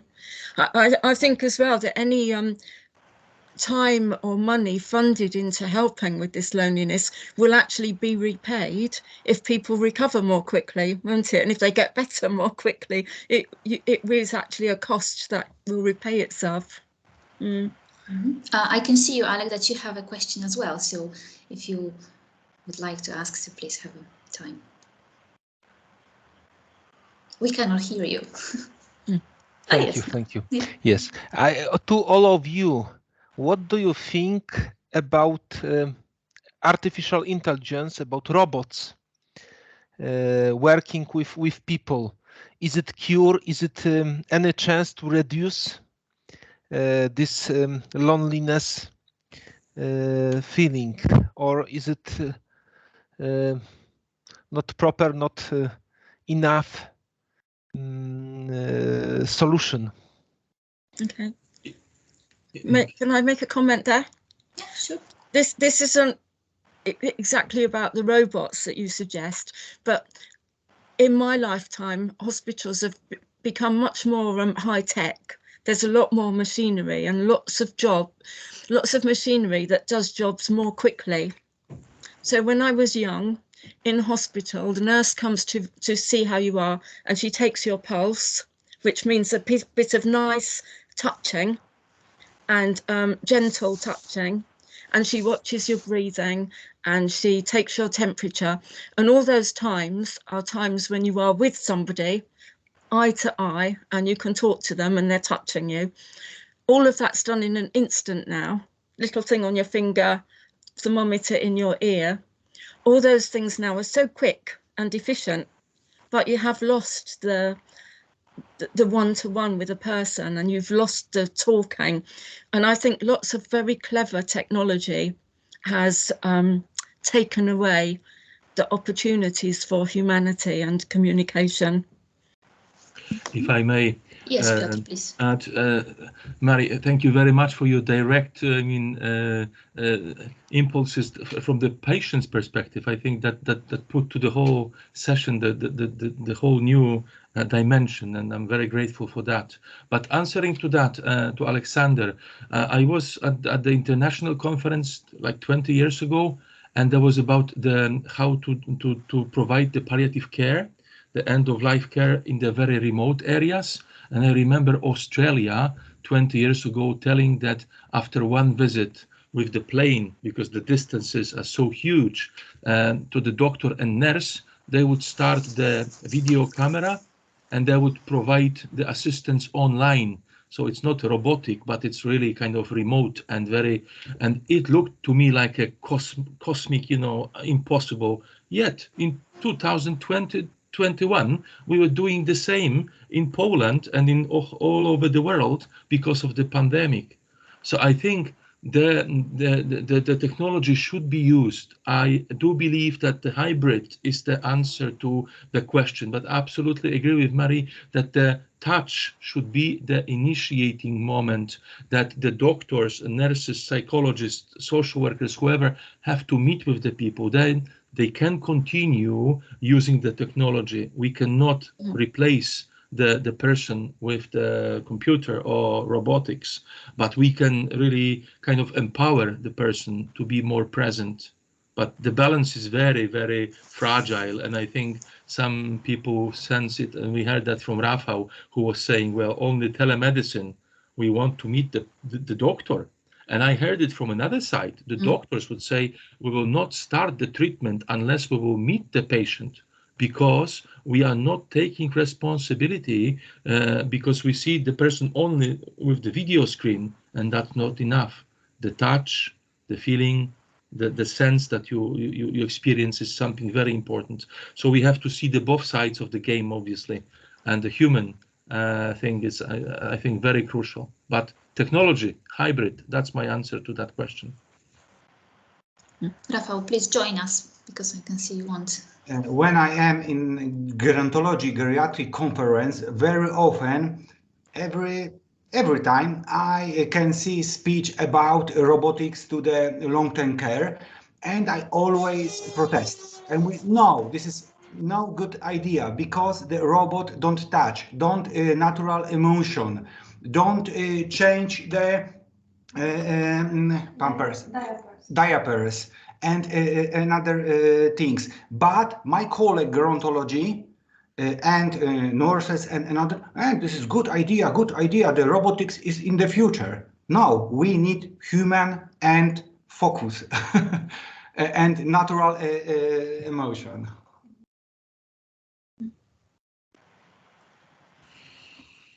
All right, I think that's it.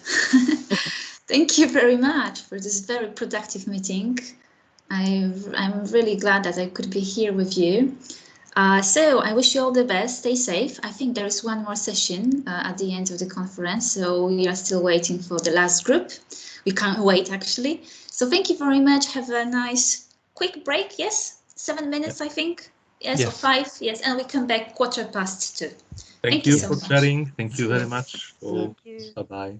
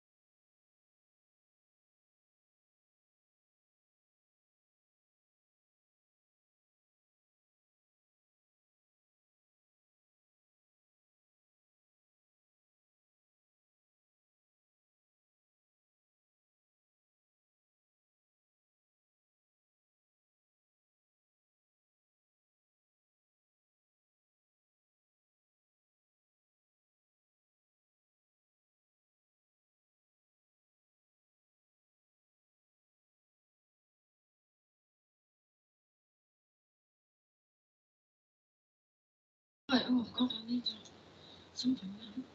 It's quite hard. Well, it's hard when you was tenses on him.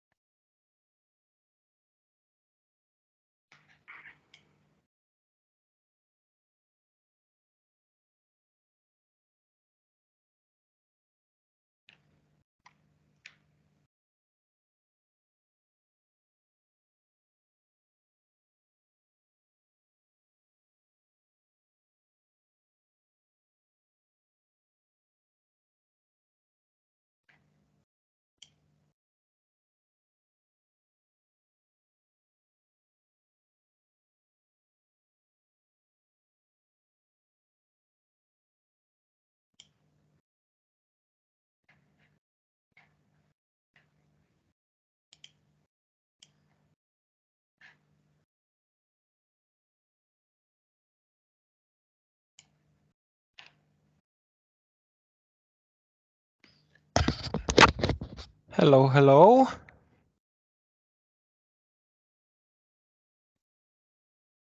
Hello. Okay. Dear participants, I think we can start. It's a final session. Now I can hear some echo. No echo. Okay. So this is poster session. First, sorry, my name is Aleksander Cywiński. I'm from University of Szczecin, and I will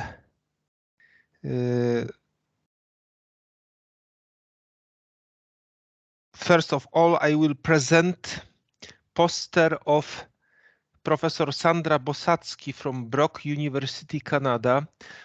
Professor is absent because of her family situation. The title of her poster is Why Youth Want to Be Alone, Initial Data from Longitudinal Study of Canadian Youth Preferences for Solitude. And we can see poster. Actually, there is a Professor Sandra Bosacki and Victoria Toller from McGill University. I think that we can use silence as a method of work. So first of all, few seconds for introduction.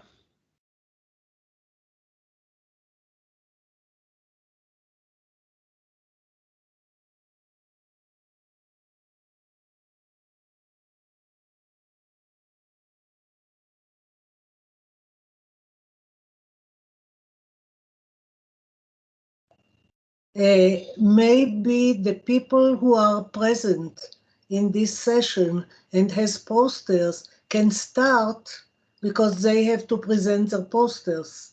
Yes, I'm trying to present first poster. Can you see it? Yeah. Yes, so it's a first poster of Professor Bosacki. She is absent. Yes. Well, that's why I presenting her poster. Okay, you're presenting it. Yes, and if you have any questions, Professor Bosacki sent us a message that if you have any questions, please write to Rafał, and Rafał will send them to Professor Bosacki and she will answer. Then we can focus on the method for a few seconds. All portals is available is ESRS website.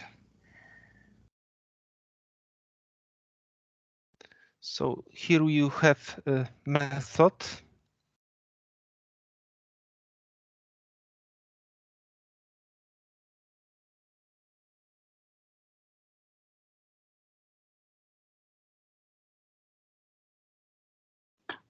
Alec, excuse me. I think that yes. The good solution would be if we leave the poster actually is published on the website. We can invite everyone. Yes, yes, that okay, Gosia. I will tell it for a second. What is really important is that Sandra gave her best regards to all of us. Unfortunately, she yes, I told it. Sorry, Gosia, I told it. Got to know that she's not able to attend our conference, but Gosia, she would can like. You hear me? Anybody has a question or a comment on this poster, please. You can email it. So I just I would suggest Alec maybe not to show it at the moment. Gosia, can you hear me? Everyone to have a look at it after all. Okay. Gosia, can you hear me? For cutting.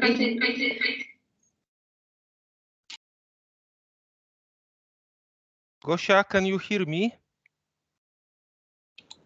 Yes. Okay, so I told it before, a minute ago.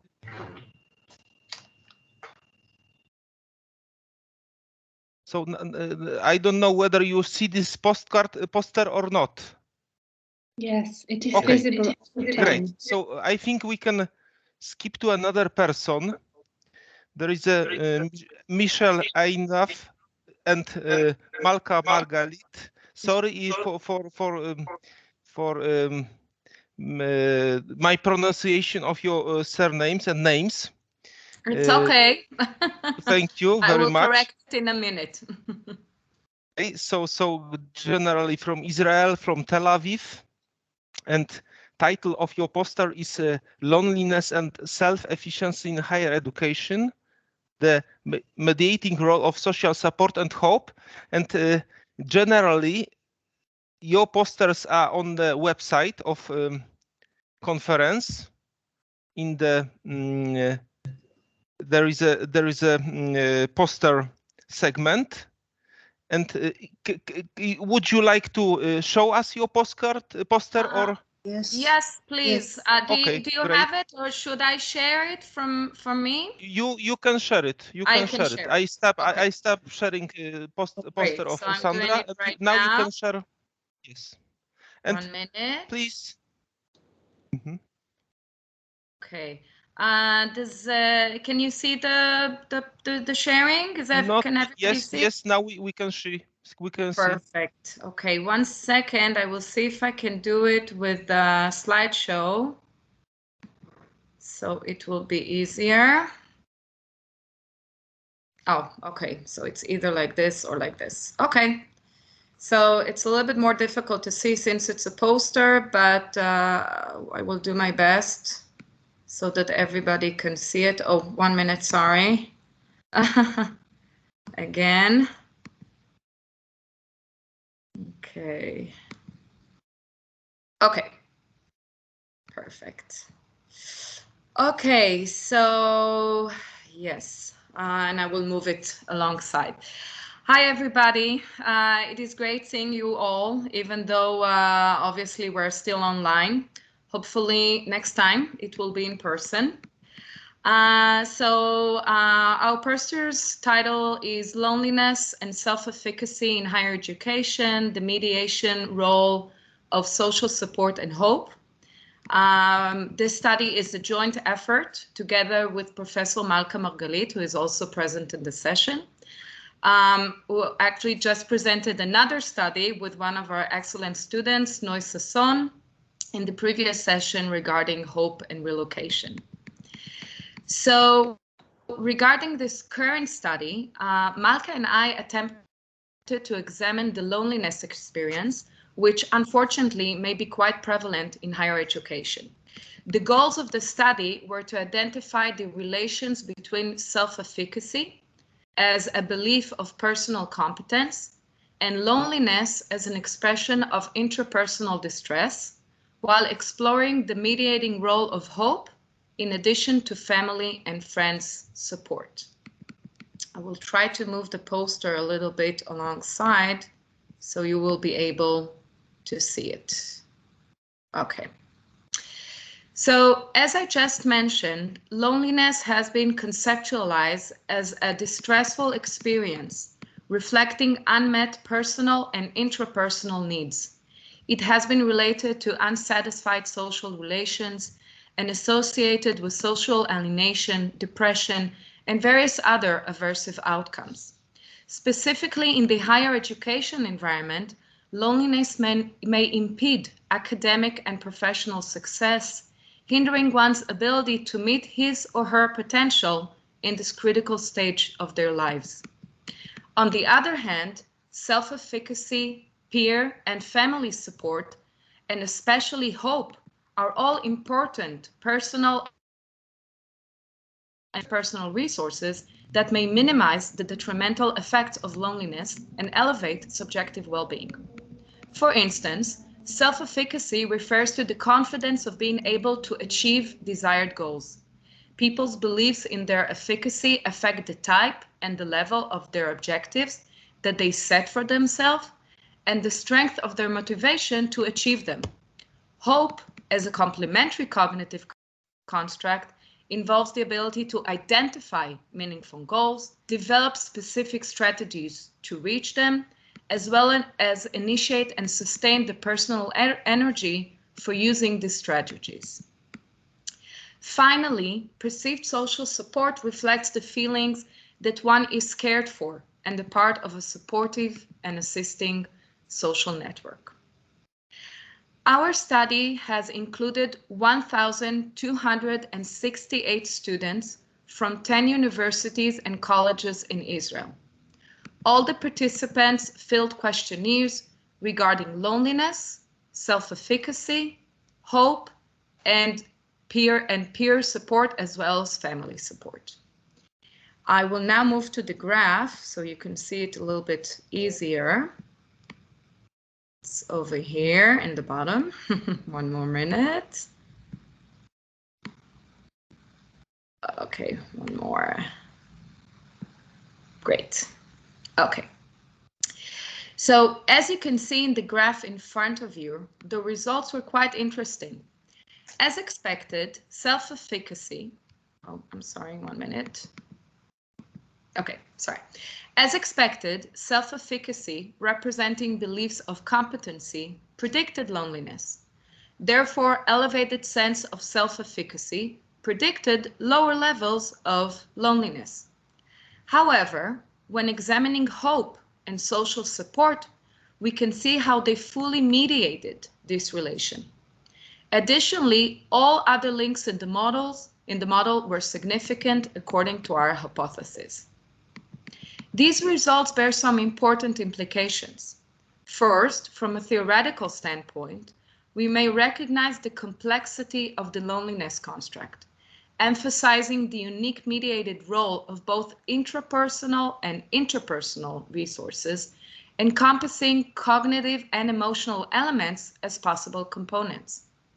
With respect to the clinical implications, developing intervention programs that strengthen the student's sense of competence, increase social ties, alongside establishing hopeful thinking, something that we can see that we can learn and we can teach people to do, can be critical to their ability to develop and thrive in their environment.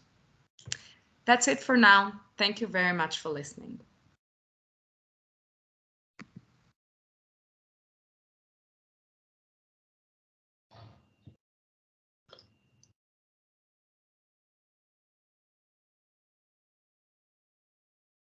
Thank you very much. Now, another person, Michał Mrozek.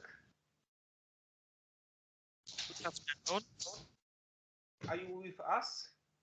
Yes, I am. I will present the presentation connected with my poster. Great. So Michał is from our university. Title poster is the economic dimension of the solitude in consideration of COVID-19 pandemic, sociability, alone living, and economic growth. Welcome everybody. I am from University of Szczecin. My name is Michał Mrozek. I am from Department of Economics.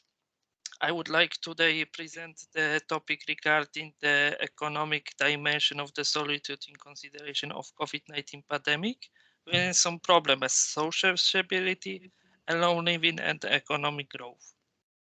The structure of my poster is the following: introduction, research aim, time and territorial scope of the research, methodology, analysis and results, conclusions and references.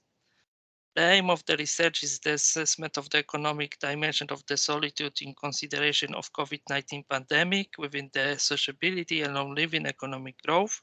When it comes about the research problems, I distinguish the following two problems. How does the diversification of the economic dimension of the solitude in consideration of COVID-19 pandemic in terms of sociability and economic growth look?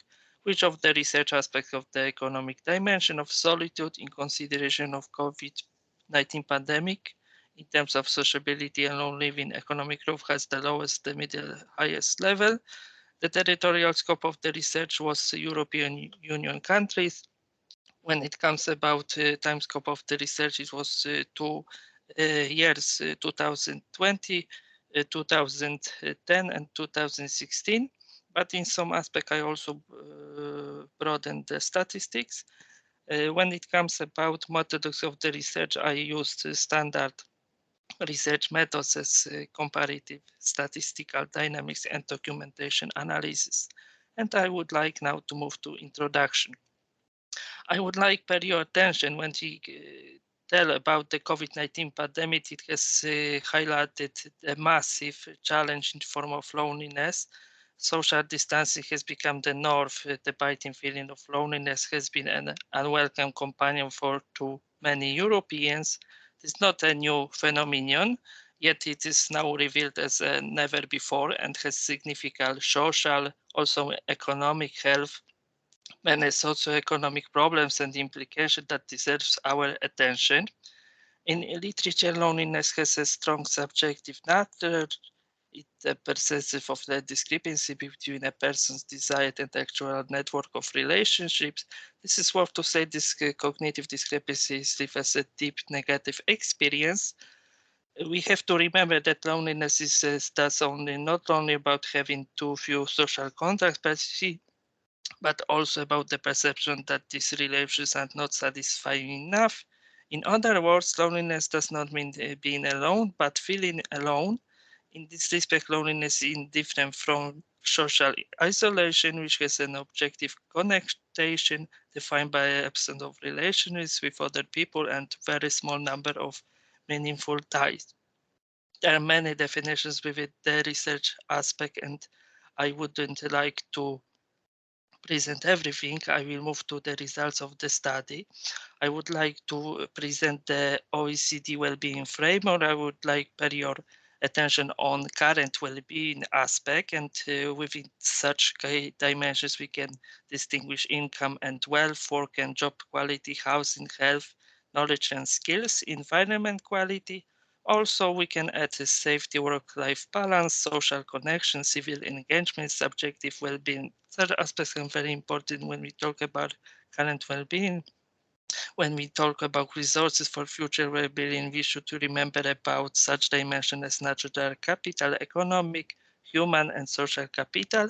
We can measure them within the stocks, risk, factors, flows, and resilience. But what's more, when we talk about the household by type in the EU within the 2010-2020 in millions, we can observe the trends within the couple. For example, there are rising trend within that, and the biggest share within the households consists of couple.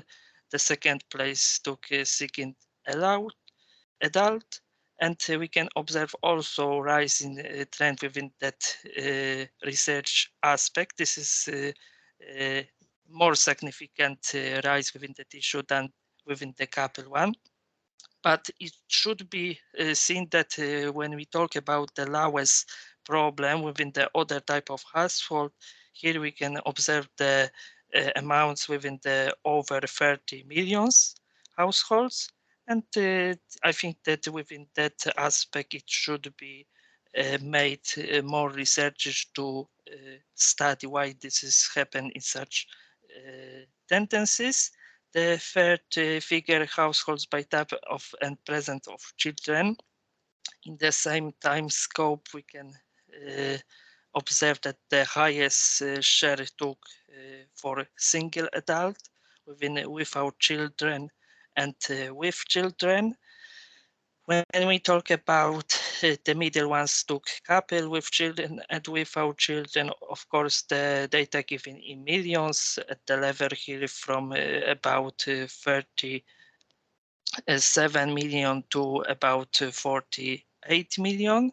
But it should be paid attention also on the other type of house, and here we can see one of the lowest values for the category with children and without children.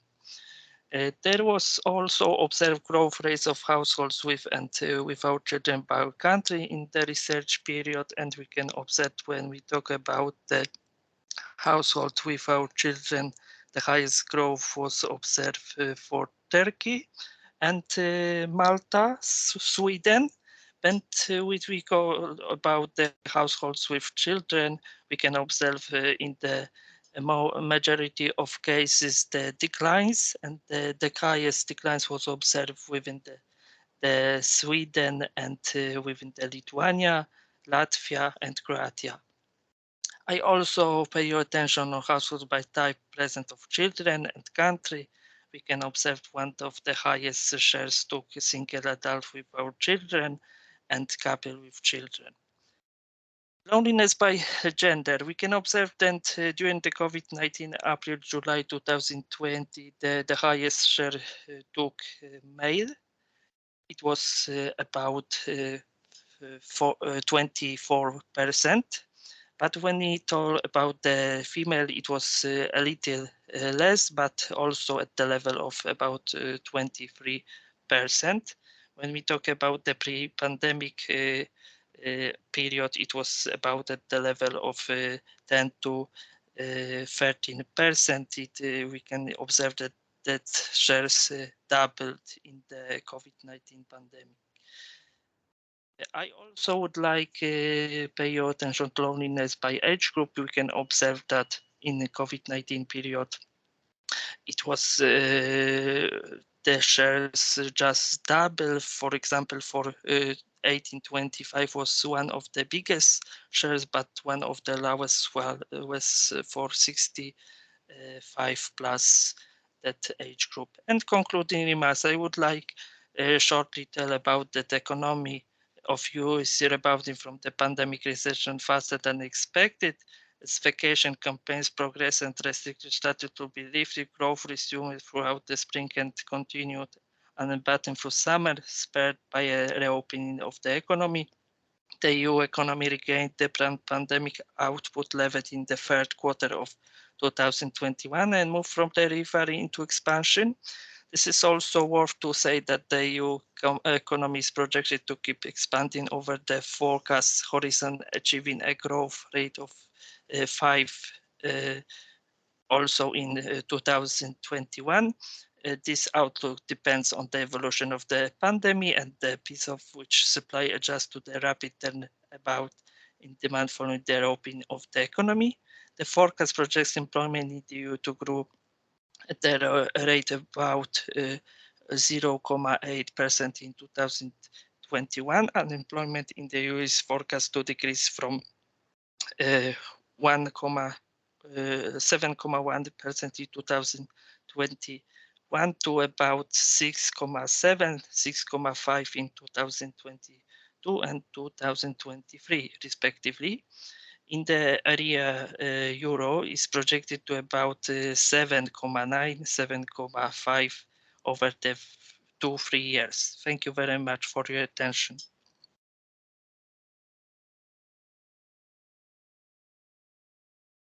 Thank you.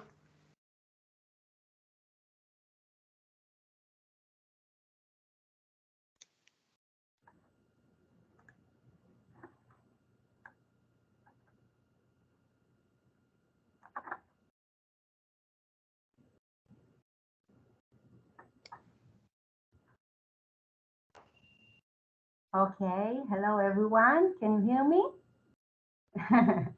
Good. So I'm very excited. Yes. Thank you. I'm very excited to be here. My name is Ronnie, and I'm going to present you research done by my colleagues, Sivan George Levy. Hi, Sivan. She's here. Hello, everyone. Lital Ben Yaakov and myself. Our research examined loneliness levels among mothers of children with autism spectrum disorder, shortly ASD, and explored interpersonal resources that might contribute to reduced loneliness. Becoming a parent of a child diagnosed with ASD is a major life event that is likely to impact mothers' social relationship status. The unique relational aspect of distress stemming from loneliness may require a special focus on interpersonal resources, such as interpersonal emotion regulation and perceived social support, which may be associated with reduced levels of loneliness. Interpersonal emotion regulation is defined as a tendency to rely on others to better enable oneself to regulate negative or positive emotion, and it includes perceiving this regulation as effective. Interpersonal emotion regulation contains 4 factors: the tendency to turn to others in order to regulate negative or positive emotion, and the perceived efficacy of such regulation for positive and negative emotions. meaning there are two dimensions to interpersonal emotion regulation: tendency versus efficacy, and positive versus negative emotions. Interpersonal emotion regulation may be related directly to reduced level of loneliness through the reduction of negative emotions, and it may also be related to reduced loneliness indirectly via the enhancement of perceptions of social support. The idea of social support in general points to a feeling of being cared for and a part of supportive, helpful social network. That said, it has been found that perceived social support, rather than actual supportive acts, has a greater effect on positive adjustment. Social support is an important predictor of loneliness, even when taking into account other established loneliness predictors, such as age and objective social isolation.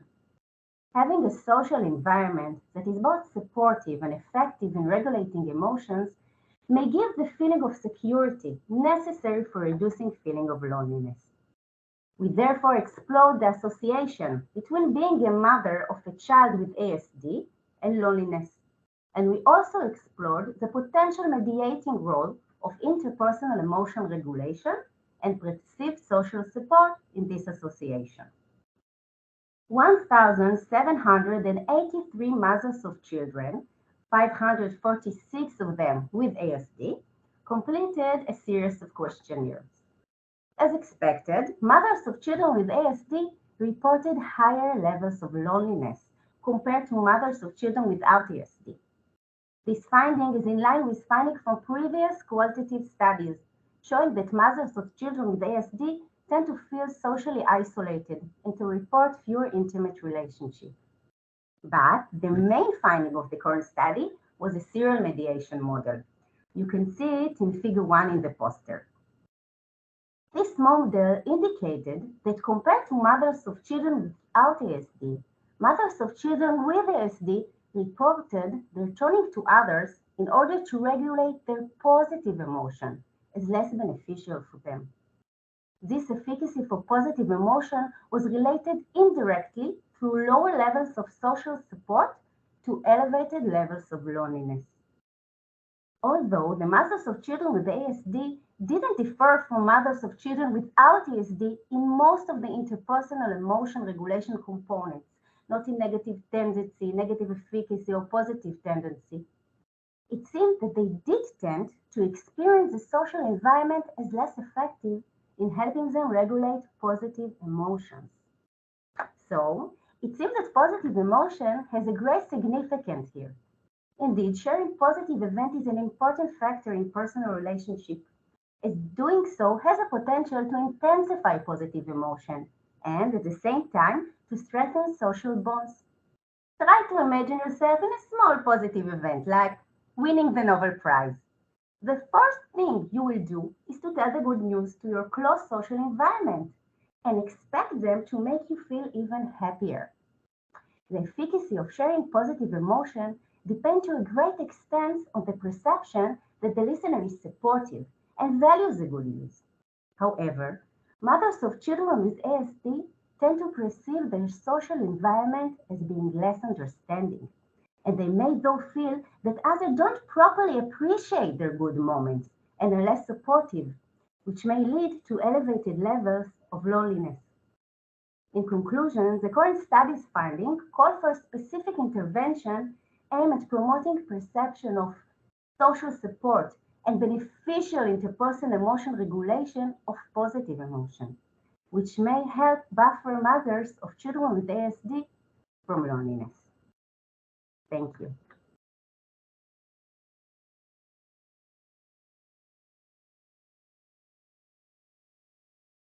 Thank you very much. And as a last person, Christine Spiteri from University of Malta. Are you with us? I think Christine is unable to join us. I think I heard that earlier in the process. So I think we have time for some questions. Okay. So I think we can end this part of session and start discussion. So please, opinions, suggestions, questions. Who is agree, who disagree?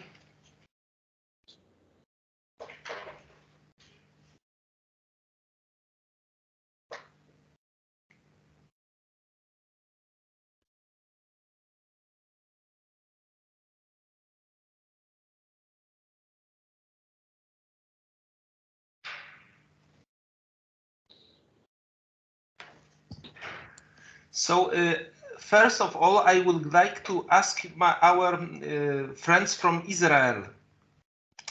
As I understand properly, you prefer this quantitative methods of searching, yes? Actually, my point of view, maybe not point of view, but observation that. For example, in Poland, rather we do this qualitative methods. Why quantitative methods? I know it's a general question, of course, but I'm curious. Yeah. Can I start and the other can join me?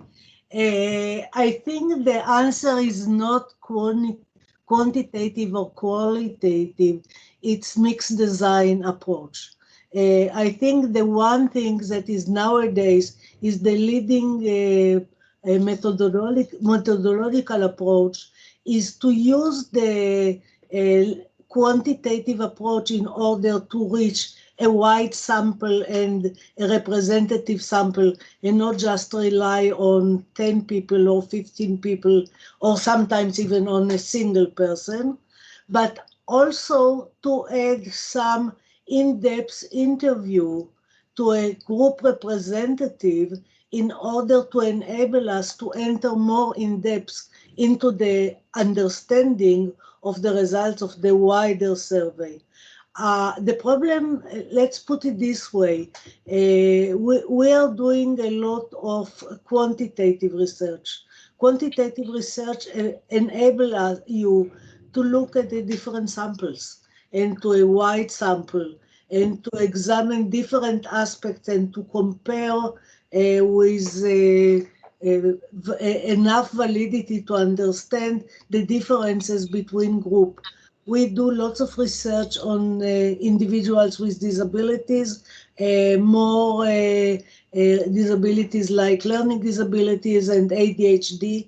We are looking at research on families, and we would like to look at different types of families.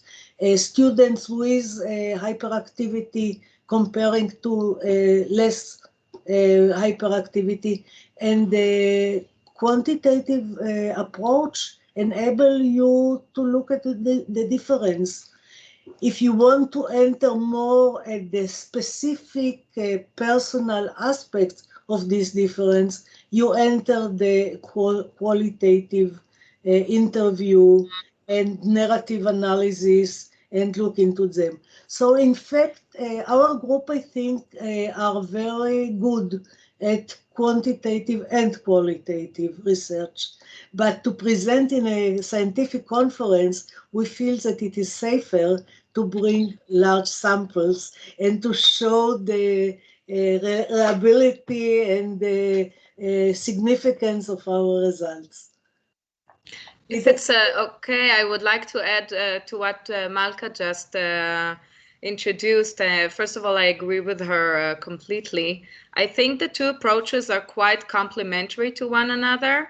The quantitative approach allows us to examine very complicated models.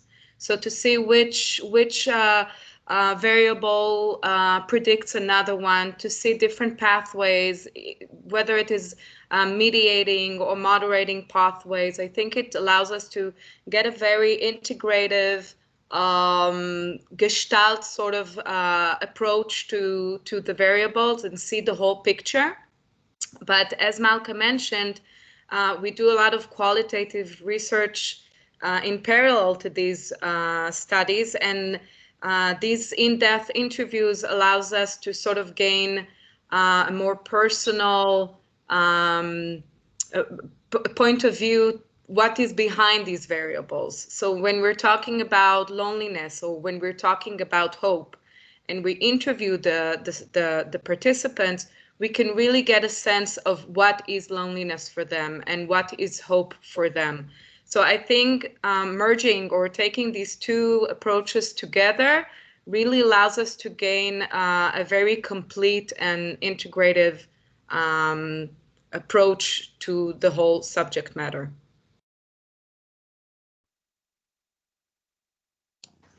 I see that Rafael wanted to yes, add. Rafael.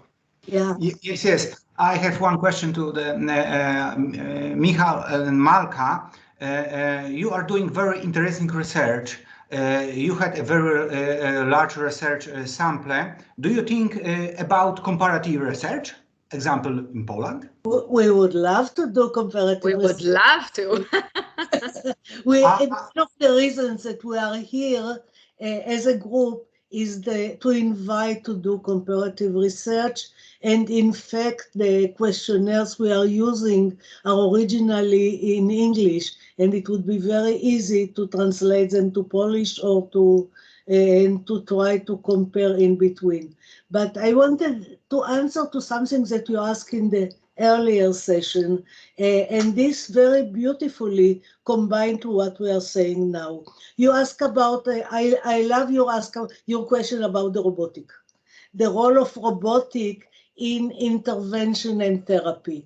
I also have been in several conferences where they provide robotic, but not the technical robotic, but like animals that are very soft with artificial intelligence, that they found that they make autistic children to react to them. They make old people with mutation start speaking, and this is coming back to the same concept, not only robotic.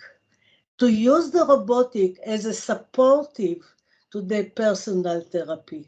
We believe that in order to achieve results in intervention or therapy or education for special population, what you need is to think what is the right mixture in between human and whatever, technology, computers, robotic, or whatever we know, and we can put our hands on it in order to help. You can't leave the person out, but this is a very good support to the person. Animal supported therapy also help. The dogs don't do therapy, but the person who use dog can get very good results, but nobody would exchange the person. Still, maybe. And it's good. It's good that nobody's replacing us, no? Still, luckily, nobody can replace us yet. What do you say, Julian? I slightly disagree. I saw some research on households where you had concentric circles and the child at the middle and then the people closest to them in the household. And I remember seeing one from a boy where they were in the center and their mother was close to the center. And then it said dad, the father, but it was crossed out. And a dog, the name of the dog was put where the dad was. And further out, the name of a hamster was put further out, and the father was beyond the hamster. Oh. So the researcher... I think that's a whole study. Yeah. But the researcher said, and it's not true of all research, but of her projects, and she's a major researcher, whenever a non-human animal was mentioned, it was always in the inner circles. So if you had a relationship to an animal in the household, it was always closer than aunts or uncles or distant family visitors and so on. So I partly disagree on the animal does do therapy, I think. Yeah. As a dog owner, I have to completely agree with that, I have to say. Rafael, however, we shall be very happy for any partnerships and collaborative research. Definitely.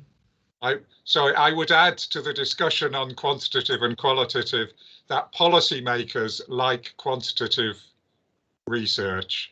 In other words, if you are arguing for a government to introduce a policy, to have quantitative research is very powerful.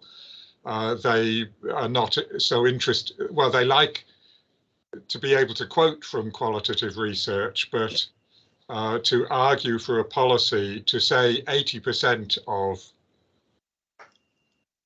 is very powerful politically.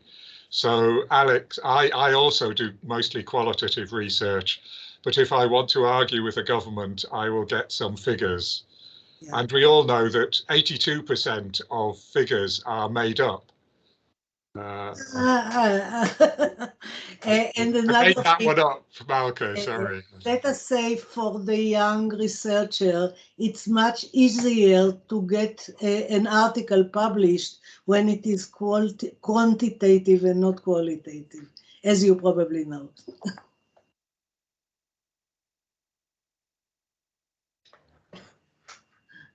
Okay. So thank you for this answer, and show us strategy how to success in political too. and I think that we can finish this last session, this poster session, as Rafał and Gosia mentioned, and me too, that this posters are on the website of society. Yeah. So enjoy it and show, spread among friends, among students. And now I would like to finish it and give voice to Julian, Gosia, Rafał. Thank you very much. Thank you, Alec. Yeah. That was interesting and good to have posters. Interesting posters are themselves a useful way to bring complex information and ideas all together, and I like them. And talking to posters is interesting because it is a different approach. I don't know if you can hear, but my bells are ringing, which must mean we change to a different session. So Gosia and Rafa, I think we're coming to the final session now. Is that right? I have a PowerPoint for the final session. Shall I show it now, or I'm asking particularly Rafa and Gosia. I think that is a perfect moment to show it, Julian. Okay. But I am not singing again. I am not. That's too bad. I'm sorry, but I realized after I gave a talk this morning that I had the wrong title on my talk. I can't believe I would have the wrong title, but now. So can you see my PowerPoint? Yes. So almost the end. But as we know, every ending is a beginning of something else. We hope. We can say this in chorus, Rafa, Gosia, and I.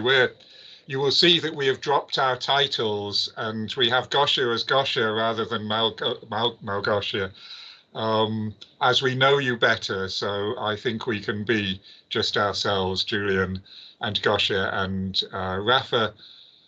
I would like to say how indebted I am, and I know we are, to so many people and organizations for helping this take place, especially the organizing committee, of which us three are members. It is a dream team. It is a dream team made up of us and Paula and Basia and Alec. Also the scientific committee, which is very important, which has been quiet in a quiet and yet meaningful way. and Stat is a member of the scientific committee, the research committee, helping us helping guide us and support us in that. I would add particularly Anna Morawska, who has not only contributed to the conference, but who has introduced us and is head of the Institute of Pedagogy at the University of Szczecin, and to the heads of the two universities, the rector of the University of Szczecin and the Vice Chancellor of Bishop Grosseteste University. They were both generous in their support and interested in what we find, and we should be writing to them and telling them and showing them all of this. I'm personally very grateful to everyone who supported, and most of all, we're indebted to everyone who's participated in this event. That's what made it special. From, I think, 13 countries. I'm not sure if one or two people were unable to take part, if the countries dropped below 13 or increased. It was good to get the variety, wonderful to get the variety of countries, the variety of backgrounds and contexts of people. And I thought it was interesting, not just because my wife Marie was taking part, but interesting to have a section on professional contexts, particularly with people who are not necessarily academics engaging in that. I will keep going. We hope to see you again at the next Alone Together event. We have our first organising committee on Monday, do we, Gosia? Maybe Tuesday, maybe later. That's what I wanted to say. Tuesday would be better. Okay, Tuesday then. But we will start organising another event. But we have, in the meantime, online seminars we'll be putting on. If you have ideas on that, would like to contribute a seminar, would like to come, please let us know. The various publications we have mentioned, we probably haven't mentioned as much as we could have mentioned. If you have articles, journal special issues, Dat Bau's journal, Journal of Silence in Education, has a special issue on coming up on this. We have Bloomsbury, we have a monograph series, a book series. If people would like to make proposals, let us know. Books you'd like to publish, articles, through other articles, a Polish Journal of Philosophy, Rush Filozofii, with Piotr Domoraci, editing, working on that. Please let us know. I think there is so much to be shared in this. I think it's so important to share ideas, to have good ideas, and then to share them. And I have a whole pile of ideas just as a result of this symposium, this conference. Please keep in touch, either with emails or calls to individuals. Each of us are interested in, all of us are interested in what each other is doing, or to the ISRS, the International Society for Research on Solitude. There is a society address, write.isrs@gmail.com. There is a real person there. It is not a robot. It is a Rafa, not a robot, who will answer that. But we're all interested in these things. Gosia and Rafa, did you want to add anything to that, or anyone else want to add things? We are going to be saying goodbye and see you soon. I hope to see you soon. Keep well. I will stop sharing, if I can work out where the button is to stop sharing. There it is, so that we can see each other's in a non-robotic way. I would like Gosia and Rafa to say something. Anyone else? We would like to invite you, if anyone is interested, to join our society, the International Society for Research on Solitude. Feel invited if you are not with us for now. You're more than welcome to join us. It's just a question of one email to Rafa and to ISRS. The email is, of course, set on the website. And we wish you all the best. And we hope that we will meet in 2 years. We will see where it will be. It's hard to say for now. There are some ideas. But we will be in touch, that is for sure. Thank you once again for this marvelous meeting. Thank you. Thank you so much. Thank you, everybody. Thank you so much, sir. Yeah. Thank you so much. Good to see you. Very much. Good to meet you.